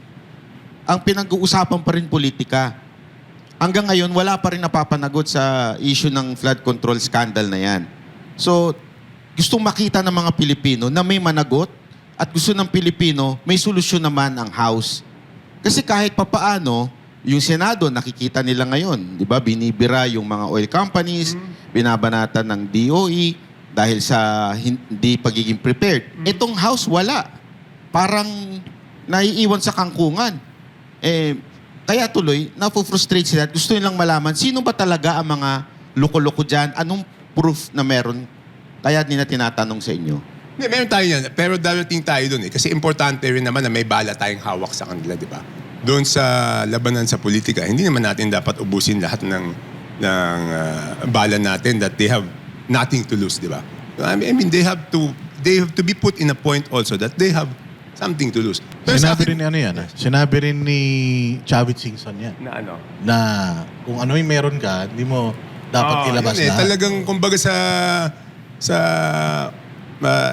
I mean, usapang dapat meron kang bala lagi. Pero kung nabanggit mo kanina, meron kang mga agam-agam o reservations doon sa testimonya ng 18 Marines. Ano particular yung mga... Hindi, yun na nga eh. Yun, katulad nun, yung doon sa Norte. Ilocos Norte, yon medyo duda ako doon. Yung isa, ito nasabi ko na kay Attorney Levy, sabi ko, pakicheck mo mabuti. It doesn't make sense na si Sec Kiko Chulaurel ay magbibigay ng pera doon sa parang magbibigay ng pera doon sa Marines para dalhin doon sa trolls eh. 'Di ba? Kasi kilala ko personally si Sec Kiko eh. Parang bakit siya magbibigay ng pera doon sa Marines para dalhin doon sa media handler pala. So it doesn't make sense. Tsaka Bakit kayo duda doon sa Marines na nagdi-deliver sa Ilocos Norte? Hindi ko alam bakit nila dadalhin sa bakit sila magdadala doon sa Ilocos? Bakit hindi na lang, dito, bakit hindi na lang dito dalhin? Tapos, kasi di ba kahit papano, hindi ba mas risky yun? Kasi kung dito, wala kang dadaan ng airport, di ba? Dito mo lang ilaglag, tapos sila na lang magdala kung saan nila gustong dalhin. Bakit mo isasakay sa aeroplano? Baka masyadong madami. Hindi kayo. Hindi, para lang sa akin. Hindi ko alam bakit sila dapat ang magdala dun eh. Hindi ba dapat dito nilang dinala? Tapos, kung kailangan nila yun dun, sila magdadala dun. Yun ang iniisip ko. Kaya talaga dapat na imbitahin nyo na ang 18 Marines dahil sa mga, para matanong nyo yung mga ganyang... Hindi, pero yun na nga. Pag gumawa ako ng resolusyon, decision pa rin ng liderato sa House kung papansinin yung resolution eh. Pero at least, pag gumawa kayo ng resolusyon at hindi pinansin, obvious na. Sige, kausapin ko lang si Attorney Levy. Siguraduhin ko lang na willing sumabak yung mga yun. Baka mamaya makakulong yung mga yun. Makakontempt yung mga yun. Kung sa ito, may na usapin, excise, tsaka yung sa VAT. Oo. Okay. Buti na tanong mo yan sa akin. Ang final ko talaga is VAT. Pero ang naaprubahan is excise. Sumuporta na lang ako doon sa excise. Pero papaliwanag ko lang bakit tingin ko VAT. Okay. Number one, ang hirap ipatupad ng excise. Kasi nga, ang problema doon sa excise, sabi ko nga nung hearing, okay, bakit di ba, yung hawak na stock nila ngayon, kahit nabili na sa presyo ngayon, ang sinusundin nila yung presyo doon sa world market. Di ba? So parang, di ba dapat yung binili nila sa mataas na presyo, yun ang pinapasa sa atin. Pero yung binibenta nila ngayon, every time magtaas sa world market, taas rin sila ng taas, dati pa nang hawak yan. So ang sabi ko doon is, una, ang hirap i-monitor. Pangalawa, unfair. Bakit? Paano kayo magtatalo nung gasolinahan? Sasabihin lang nung gasolinahan, hindi pa to epektado nung na import na walang excise. So, paano mamomonitor lahat ng gasolinahan sa buong Pilipinas? Number one yan. Number two, bakit unfair yung excise? Yung gasolina niya, na hawak ngayon, pag tumaas yung presyo, tumataas kahit lumang stock. Pero yung excise, gusto niya, yung bagong stock pa lang, ang magiging pagbaba ng excise. So bakit ganun? Pagpataas, pwede. Pero pagpababa, Hindi. ayaw. Di ba? Okay. Pero, number three, ito sa tingin ko pinakamalaking dahilan. Ang excise, let's say, for example, diesel. Kahit 50 pesos ang diesel o 100 pesos ang diesel, ang excise is 6 pesos. Ang VAT is 12%. So kung 50 pesos ang diesel, 6 pesos lang yung VAT. Pag naging 100 pesos yung diesel, naging 12 pesos yung VAT. So, yung dagdag na binabayaran niya o dagdag na nagpapahirap sa kanya is yung dagdag na kita ng gobyerno. So sabi ko, parang there's a moral issue kasi bakit habang nahihirapan yung tao, dumadagdag naman yung kita ng gobyerno. Number 1. Number 2, yung VAT, ang daling i-monitor. Wala kayong pagtatalunan kailan dumating yung fuel. Kasi pag sinabing today, walang VAT, tatanggalin lang yung 12%. So, hindi mahirapan mag-monitor. Karamihan ng problema natin dito sa mga ganyan is yung monitoring and implementation. Dito, pag tinanggal mo yung VAT, wala na kayong pagtatalunan dun sa monitoring. Kasi automatic, bawas ng walang 12%. So, ang dali-daling i-monitor Tsaka mas malaki. Mas malaki, tsaka madaling i-monitor Importante yung madaling i-monitor. Kasi, pag mahirap i-monitor, alam mo naman yung tao, di ba? Hanap ng lusot yan. Ito pa, paano mo lulusutan? Sa tingin nyo, Kong, we're going to survive this war? Ako worried ako Kaya nga, okay, sorry. Inom lang ako. Ako worried ako. Kaya nga hindi ko matanggap na habang, okay, I am for accountability. Walang problema doon, di ba? Pero kung tayo mismo na medyo komportable, nagwo-worry, ano pa yung mga kababayan natin na ang inaasahan lang nila is yung everyday nakita nila. Di ba? So bakit hindi yun ang pagtuunan natin ng Kasi pansin? pagtaas talaga nitong gasolina, tuloy-tuloy na ito. Lahat yan. Because pagkain, tataas. Di ba? Because ng transportation cost ng delivery ng pagkain, tataas yan. Lahat na yan tataas. Kuryente, tataas. Dapat Ang sweldo hindi may tataas Oo nga Kasi hirap din yung mga negosyante. So, ang sinasabi ko lang, kung tayo na may steady, stable income, na may problema, ano pa yung mga kababayan natin? Diba? So, ang akin lang naman, maging sensitive naman tayo doon sa katayuan ng iba. Nakakausap niyo po ba yung mga kasama niyo sa Congress tungkol dito sa issue na ganito? Alam mo, ang problema doon talaga is madami ako nakakausap, madami nag-agree. Katulad kaya kanina, hindi ako makasagot sa iyo kung may numero ba. Kasi madami doon talaga, ayaw na nila kaya lang, ang reality is kung sinabihan sila, pag hindi ka bumoto, tanggal lahat ng ayuda mo. Lalo na sa sitwasyon ngayon, anong gagawin nila? Mahirap mahirap. Hindi madali talagang manindigan. Pero kung may isang bagay na hindi tumataas, Alin? trust rating ni Marcos, talagang dumadaus-dus. Hindi, that is because, kaya nga sinasabi ko sa kanila, hindi si Sara ang problema ninyo. Ang problema is dapat talaga, is you have to bring up your trust ratings, di ba? So dapat lang talaga, mag-concentrate na lang sa governance. Anyway, hindi na naman siya pwede tumakbo sa 2028 Early on in one of the interviews, tinanong sa akin, ano ang maipapayo ko. Sinabi ko yan, na ang maipapayo ko, just concentrate on governance. Di ba? Wala pa yung impeachment noon, wala pa yung problema sa langis noon. Para sa akin, mas gusto ko na magkaroon siya na may maiwan siyang legacy, di ba? Para sa akin yun ang mas mahalaga. Because sa totoo lang, even a popular president cannot transfer his votes to his successor. Hindi maililipat yan kahit ng popular na presidente. Iba yun Kasi ang pagboto na personality based ang politics natin dito sa Pilipinas So kursunado ng tao yan, hindi mo sigurado na kahit popular ka, maililipat mo doon sa iyong successor. So bakit mo papag-aaksayan ng panahon? So siguraduhin mo lang, makaiwan ka ng legasiya. Yan ang problema, Ang problema nito kasi yung parang hindi nagmamaterialize itong mga statements ni PBBM. Para bang may sinasabi siya na hindi naman natutupad lagi. Like for example, ito, nag-worry ako dito sa state of energy emergency. Ito, considering na tayo pinakauna, meron pang mga bansa na mas malapit dun sa gera, pero tayo unang nag-declare ng state of energy emergency.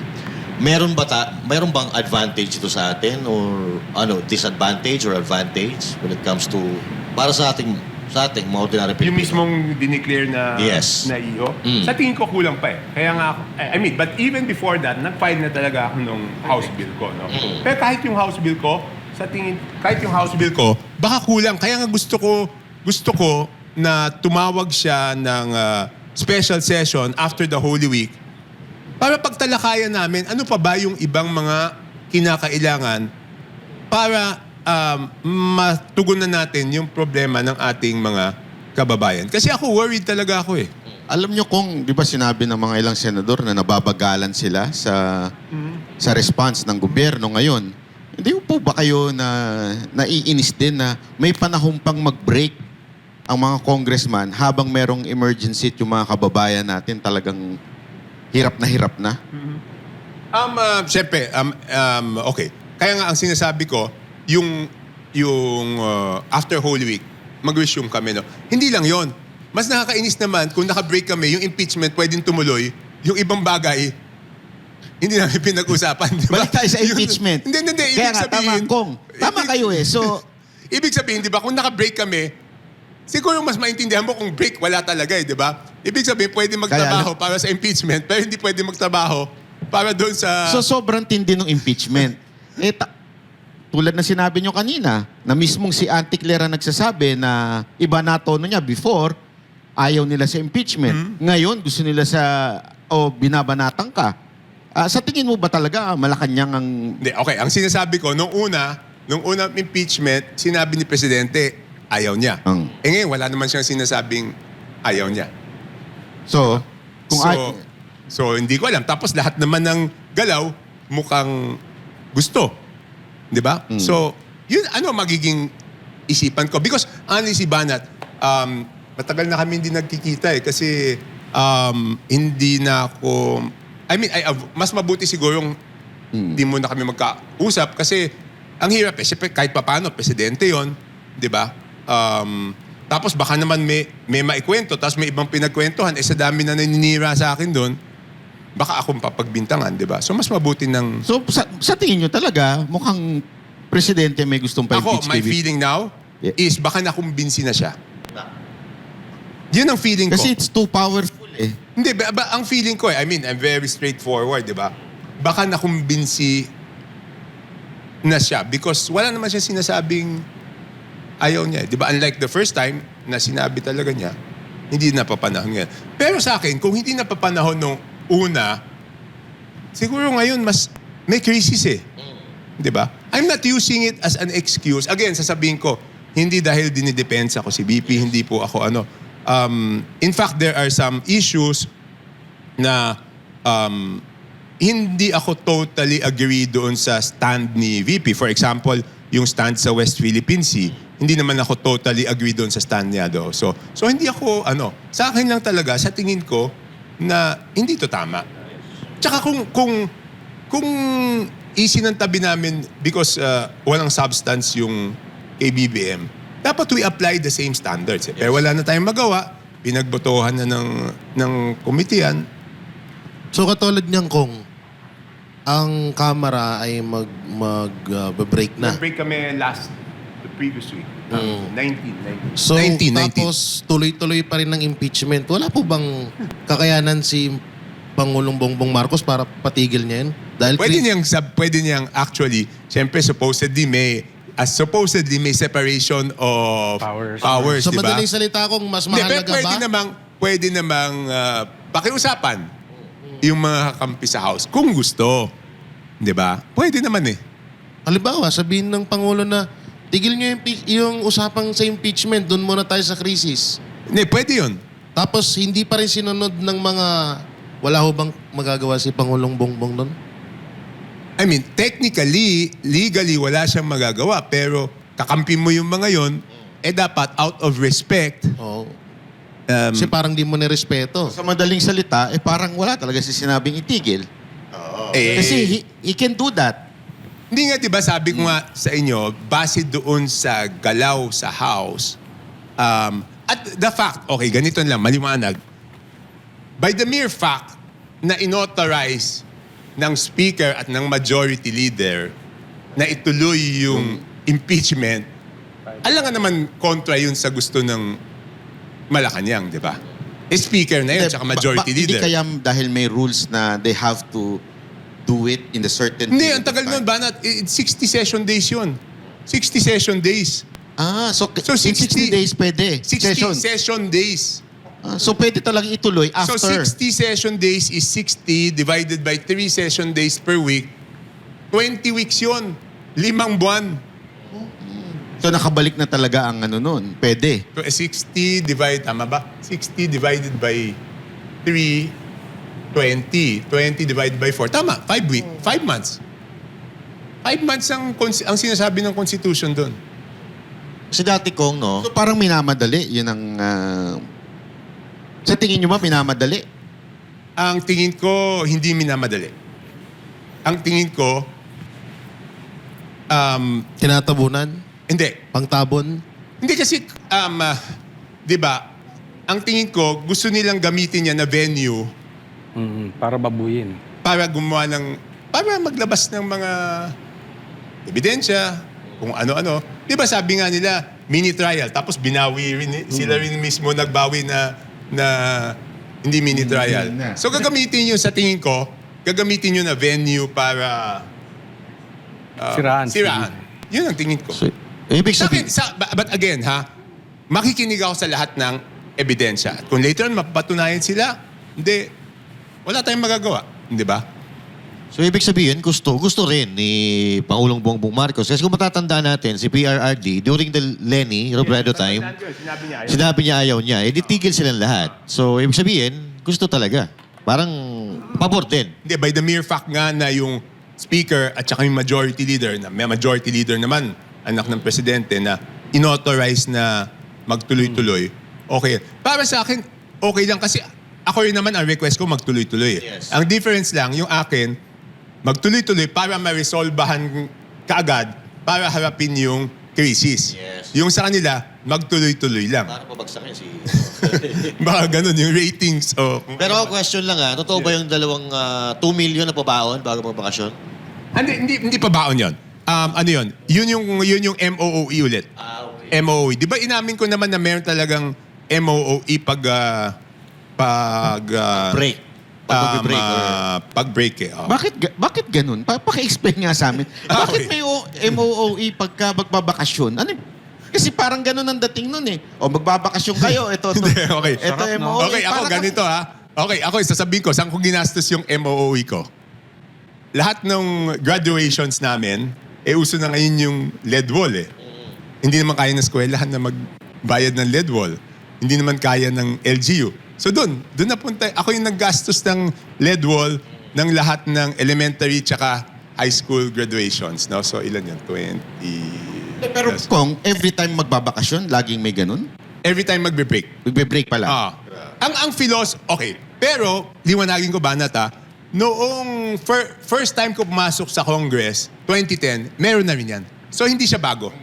So, first time ko pumasok sa Congress, meron na rin yan. Na break MOOE. Additional MOOE. Kasi meron naman kaming MOOE every month, di ba? Ang sweldo namin is, let's say, almost 300, tapos less than 300, tapos meron yan MOOE below, less than 700,000. Kasi di ba yung mga district office, district expenses, lahat yun, doon ginagastos. Ang philosophy nun, tinanong ko yan nung unang term ko, bakit may ganyan pag-break? Kasi ang sinasabi nila, yung mas nahandun ka sa distrito pag break eh. So since mas nahandun ka sa distrito, mas madami kang gastos pag... Ang problema dyan, hindi naman nag-i-issue ng OR yan, di ba? Kailangan lang certification lang yan. Tama po yan. Tama yun. Certification lang po namin yan. Sa tingin niyo po ba, hindi kailangan na bagong batas tungkol dito? Kasi parang ang Sa dating tingin talaga ko, nito. COA, ano lang yan eh. COA regulation. Kung sinabi ng COA, now we will have to liquidate all.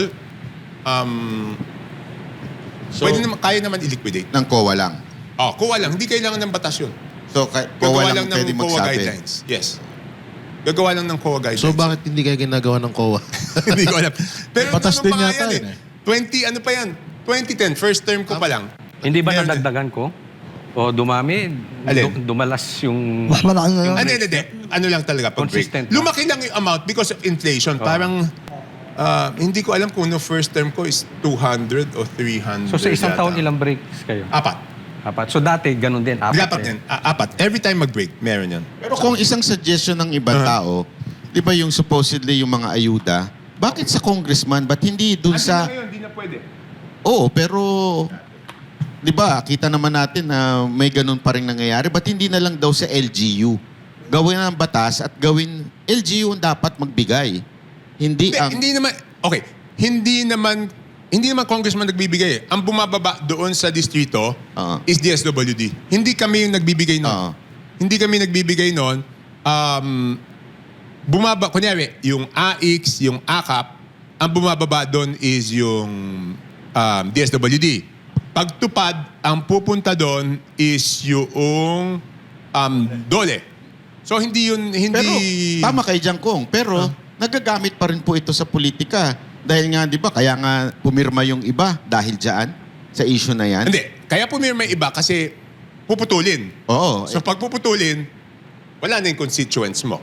Oo. Wala sila matatanggap. Kaya nga, kung wala silang matatanggap dahil sa hindi rin magbe-benefit yung congressman Yes, dahil correct. Oo. hindi sila iboboto. So siyempre, kumbaga sa ano, di ba, pag kami, ang pinagmamalaki namin, pag tumatakbo kami, siyempre kung ano yung mga naitulong namin, tsaka kung ano yung mga nagawa namin. Pero sa diba? tingin niyo po- Kaya sinasabi ko, per se, yung humingi ka ng mas malaking proyekto sa iyong distrito, o yung humingi ka ng insertion o amendment na legal, walang masama dun eh. Ang masama yung binibenta eh. Di ba? Yun yung masama dun. Dahil kaya lang ang nangyayari, dahil hindi siya standard. Ibig sabihin, Tama. so depende kung sino yung trip nung Yes, correct. speaker o ng presidente.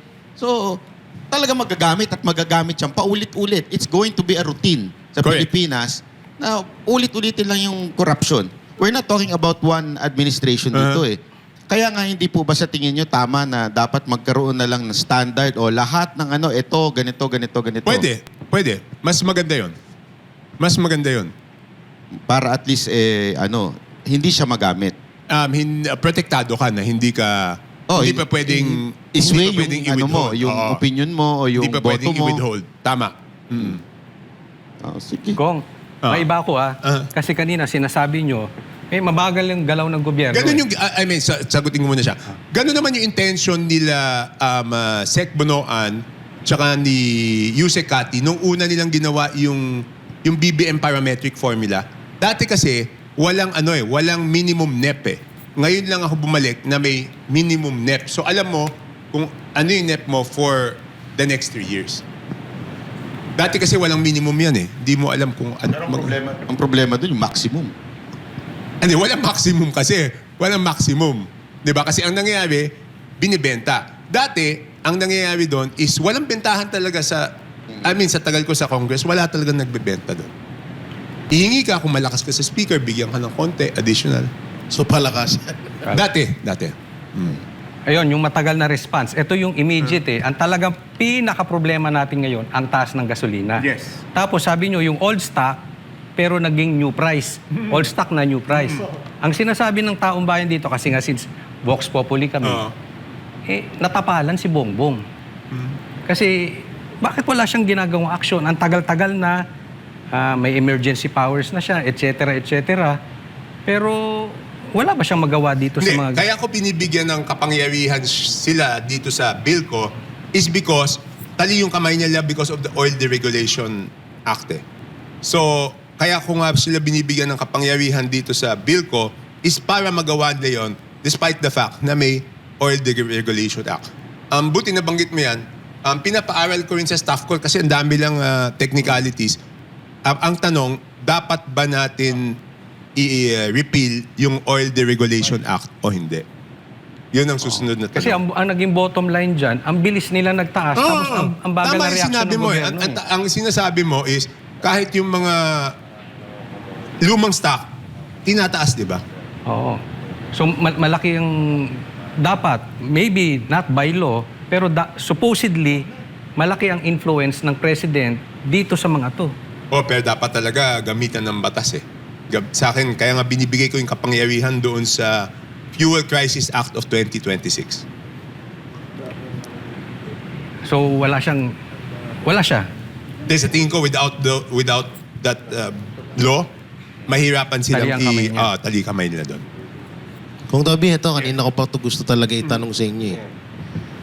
Bakit to mas maraming nakukulong na mga kumakalaban sa administrasyon kaysa sa mga kumakampi sa administrasyon na kasi yung mga kumakampi, ang daming mga ebidensya na inilalabas sa kanila katulad ng sa 18 Marines, katulad kay Romualdez, kay Gutesa. Katulad po naman sa mga kalaban ng administrasyon, kagaya nila... Katulad niya, katulad nila Pastor, katulad ni dating Pangulong Duterte, katulad nila former Senator Revilla, nila Senator Chis Escudero, although hindi naman nakakulong si Senator Chis Escudero, pero napakaliit nung ipinupukol sa kanya kaysa po doon sa pinupukol kay Martin Romualdez. Hindi, yun na po nga kayang eh. ano niyo? Hindi, yun ang talagang frustration ko. Kaya nga sabi ko, ever since before, no, hindi ko matatanggap. Because wala na eh, no one can deny, di ba? Wala na pwede mag-deny na talagang ang nasa sentro is Saldico. Hindi magagawa ni Saldico kung hindi alam ni Martin Romualdez, di ba? At ulitin ko, talagang nasa posisyon siya na walang benefit of the doubt. Dito, kailangan niya talagang patunayan sa tao na hindi niya proteksyonan. Based doon sa mangyayari. So, tingnan natin kung ano yung sinasabi ni Ombudsman na iinit palalo yung... Iinit habang na. Isang huling huling reaction. Kasi pinatalo daw. Si Kong Toby daw may kagagawan kung ba't natalo yung alyansa nung nakaraang eleksyon. Ayun, yun yung mga, yung tinatanong mo sa akin si Trillanes. Doon niya ako binanatan yata eh, na pinatalo ko yung alyansa, no? Number one, alam nyo, ever since October naman, meron kaming surveys, di ba? Nagsimulang bumaba yung mga kandidato namin noong tinuloy yung impeachment kay VP Sara, di ba? Again, hindi logical yun eh. Kaya ko naisip talaga na pera yung dahilan nun. Kasi kung hindi naman kailangan maging matalino ka sa politika, pwede mo munang patapusin yung eleksyon, tapos tsaka mo i-file ng June 2. Kung talagang gusto mo, di ba? Pero ano ba yung napaka-importante noong February 5 at hindi ka makapag-intay na patapusin mo muna yung eleksyon? Hindi, eleksyon, di ba? Tapos June 2, di i-file mo. Wala na ibang dahilan doon kung hindi pera. Doon talaga nagsimula. Ang pinakamalala, kung titignan nyo, kahit tignan nyo yung Pulse Asia, nung pinadala si President Duterte sa Hague, talagang bumulusok na. Tapos, tumaas si President Duterte. Okay. Ano naman magagawa ko? Wala naman ako magagawa, di ba? Tapos, ang sinisisi sa akin ng mga bumabatikos is, iniwas ko daw kasi yung mga kandidato doon sa Visayas tsaka Mindanao. Kasi totoo, hindi na kami pumuntang Mindanao eh. Visayas, isa lang yata, isa lang pinuntahan namin, o dalawa, Iloilo. Ay, yung Iloilo was before na padala. Yung after, Cebu na lang. Ano naman magagawa ko? Yung mismong local candidates namin, ang tumatawag sa akin, huwag na kayong pumunta dito. Kasi pag pumunta kayo dito, madadamay kami. Anong kasalanan ko dun? Di ba galit na galit yung tao? Tapos isipin mo, pipilit kami pumunta dun. Dadalhin lahat ng kandidato. Tapos... Totoo ba yun? Ang sigaw Duterte? Hindi na nga kami pumunta eh. Hindi na nga kami Doon sa mga ibang lugar? Ha? Sa mga ibang lugar? Hindi naman. Siyempre, sinisigurado ko na wala sisigaw na gano'n. Kundi ako mapapahiya eh. Di ba? So, ikaw, kunyari ikaw kandidato namin sa Mindanao, pumunta yung alyansa doon, sisipot ka ba? Hindi ka na po. Tatakot ako kasi. Sila mismo, sila nagsasabi sa akin na wag na muna kayong pumunta dito. Kung gusto nyo, yung mga kandidato, pumunta isa-isa. Kumbaga, wag na di ba, wag nyo na don't add,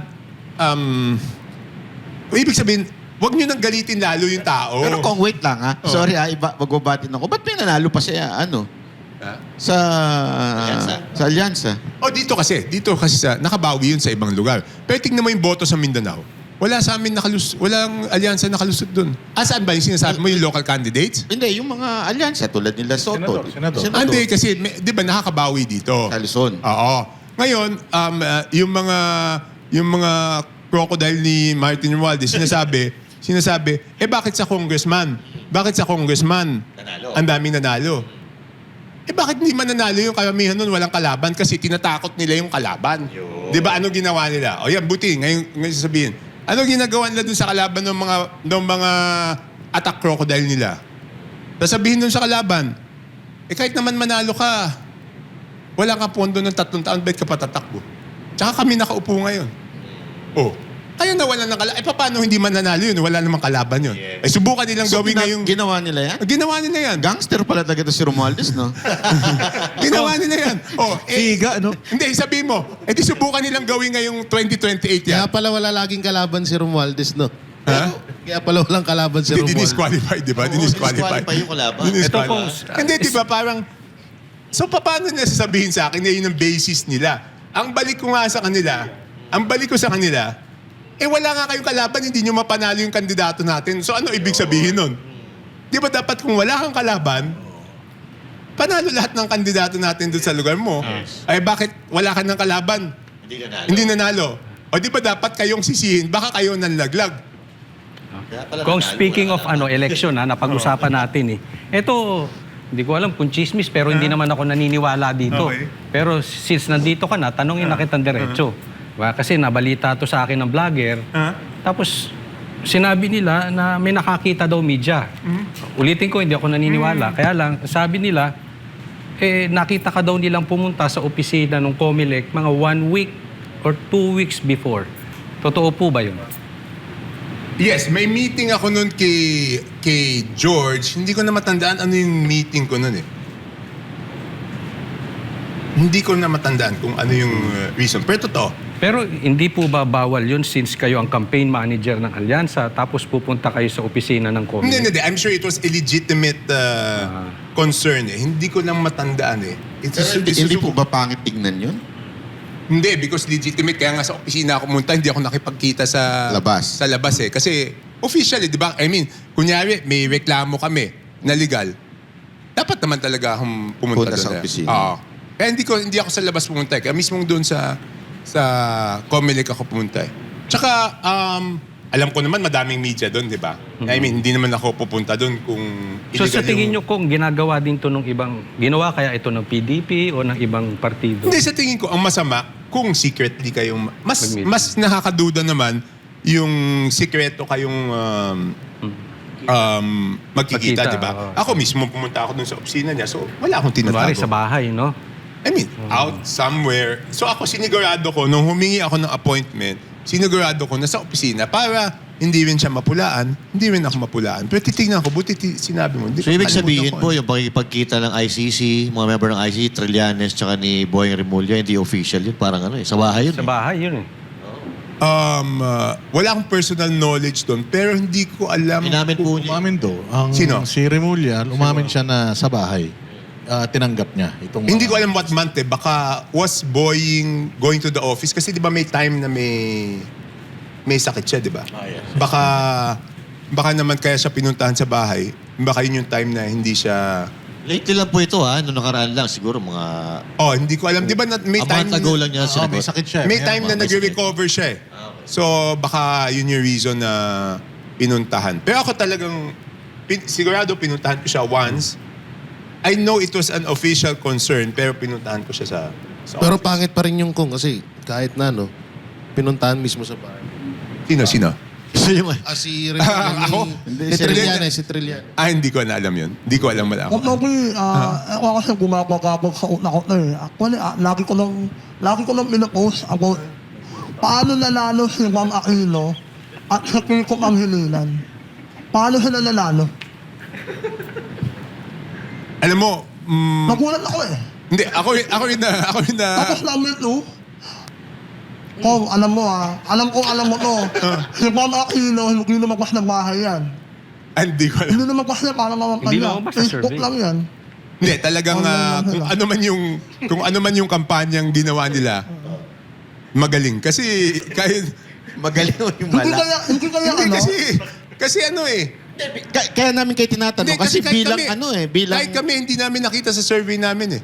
Kaya nga sabi ko, hindi ko ang dami nagtatanong sa akin paano nangyari, hindi ko masagot Hindi, eh. ganito na lang. So, ano yung ginawa? Sa tingin po ba ninyo, nagkaroon ng dayaan nitong 2025 election? Okay. Mahirap magsabi ng may dayaan unless may ebidensya eh, di ba? So, in the absence of evidence, we will have to assume that it is regular. Kasi pag sinabi mong may dayaan o wala kang ebidensya, hindi lang naman yung pagkapanalo nila ang quini-question mo eh.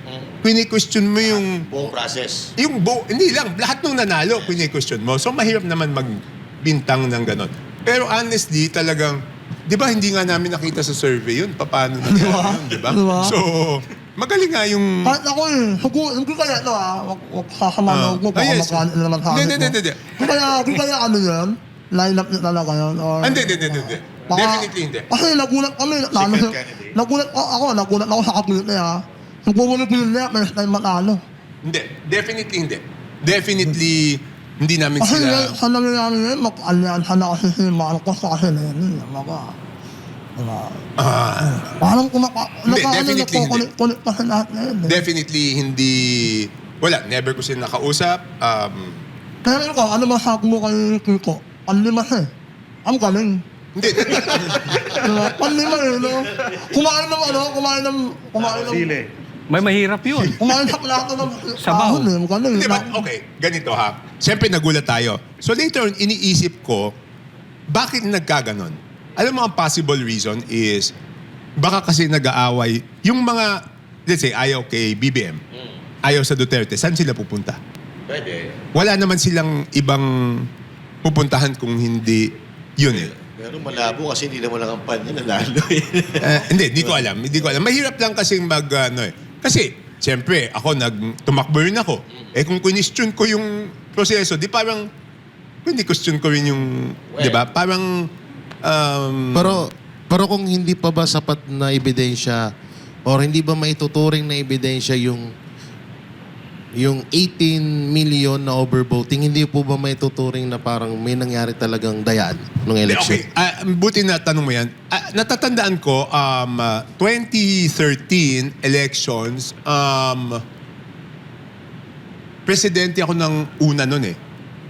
So parang may nagsasabi sa amin na may pattern yung voting. Na parang 70-20-10 yata nun eh. Parang 60-20-10 eh. Pero hinihingi ko yung ebidensya na pakita mo sa akin. Wala mailabas eh. So para sa akin, para mag-akusa na meron na may dayaan nang walang ebidensya, ang hirap naman, di ba? Para magiging irresponsible na. Baka doon nasabihin na, sour grapes ako, o natalo lang kasi mga kandidato niyo, kaya mo sinasabi yan. So, Pero kung may ano ako, tungkol sa ngayong election. Bumabagabag pa ulit Hindi, sa wala na. utak. Hindi na. Gumapagabag pa rin talaga eh. Pero, ang tagal mo hindi nakatulog hanggang ngayon. Hindi ka makaget over. Kasi lagi kong inaawal ko kasi yung kalaban eh. Ako nakahiya ako, lalo naging number na yun eh. Ano naging number na to? Lalo na sa Kiko, panlima. Maniniwala ako kung pang 40 yun eh. Maniniwala Hindi, ako. pero Panlima siyempre, eh. Kulang dapat ako eh. siguro igalang na lang natin kung ano naging pasya ng tao, di ba? Ito In pong the eh. absence of evidence. In the absence of evidence. Pero naniniwala kayo dito na yung 18 Marines nag-deliver twice kay Chairman Garcia. Ayun, wala akong personal knowledge. Oo. Wala talaga So akong sabi nyo may personal- pinapaniwalaan kayo, merong hindi. Yun, masyado. wala akong personal knowledge. So hindi ko masasabi na totoo. o Kasi hindi. ano daw yun, nag-deliver twice, 2 maleta, before And and after. after the election. Hindi. maganda siguro talaga kung hearing ninyo para matanong ninyo at malaman natin ng tunay na Sige, ebidensya. kausapin ko muna si Attorney Levy para malaman natin na sabihin ko na sa kanya, na there's a risk na makontempt yung mga yan. Si ano kaya mas ma-interview namin si speaker, dating speaker? Si Martin. Sabi ko nga, 'di ba doon sa bumabati ko sa akin, ako lahat ng interview wala akong tinatanggihan kasi wala akong tinatago. Kaya nga kami nagpapasalamat sa inyo, Kong, dahil eto, alam naman natin, Banatero, walang supporter problema sa ni Vice President Walang Sara. problema. At si Kong ay hindi naman lingid sa kaalaman na iba, kamag-anak ng presidente. So, pumayag pa rin siya. At wala siyang binigay na Wala. restriction. Ang galing ha? Wala, Si wala. Trillanes kaya. Pwede Yan. kaya natin ma-interview kasi Ang mukhang lalas. Pag nagtatampo siya in-interview eh. mo siya, after didemanda ka niya. Hindi siya na-interview mo eh. Grabe Didemanda ka naman. pa rin niya. Kasi trip niya talaga magdemanda palagi eh. Sobra ha. Oo, ganun Magpasalamat Hindi, di ba tayo, kanina ha? tinanong niyo ako kung anong hindi pa pwede. Sa akin, wala. Lahat, Totoo yun, totoo. lahat pwede. Pero yun, ni minsan di nagpa-interview yun.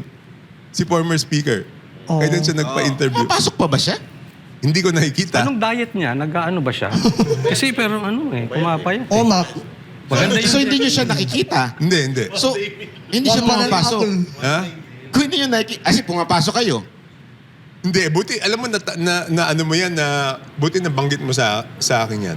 Nagugulat nga ako, kaya nga minsan talagang disappointed ako sa house eh. Hindi ko siya nakikita, pero minsan doon sa attendance, present siya. Uy, Taga-pirma? may kaluluwa. Ayos Kaya yun. nga, Alam ko na kung kaya sino sabi ko- tigalista. Sabi ko, disappointed talaga ako dun sa mga nangyayari. Kami, every session, nahandun kami. Tapos sasabihin, minsan ang palusot doon, official business. Hindi dapat.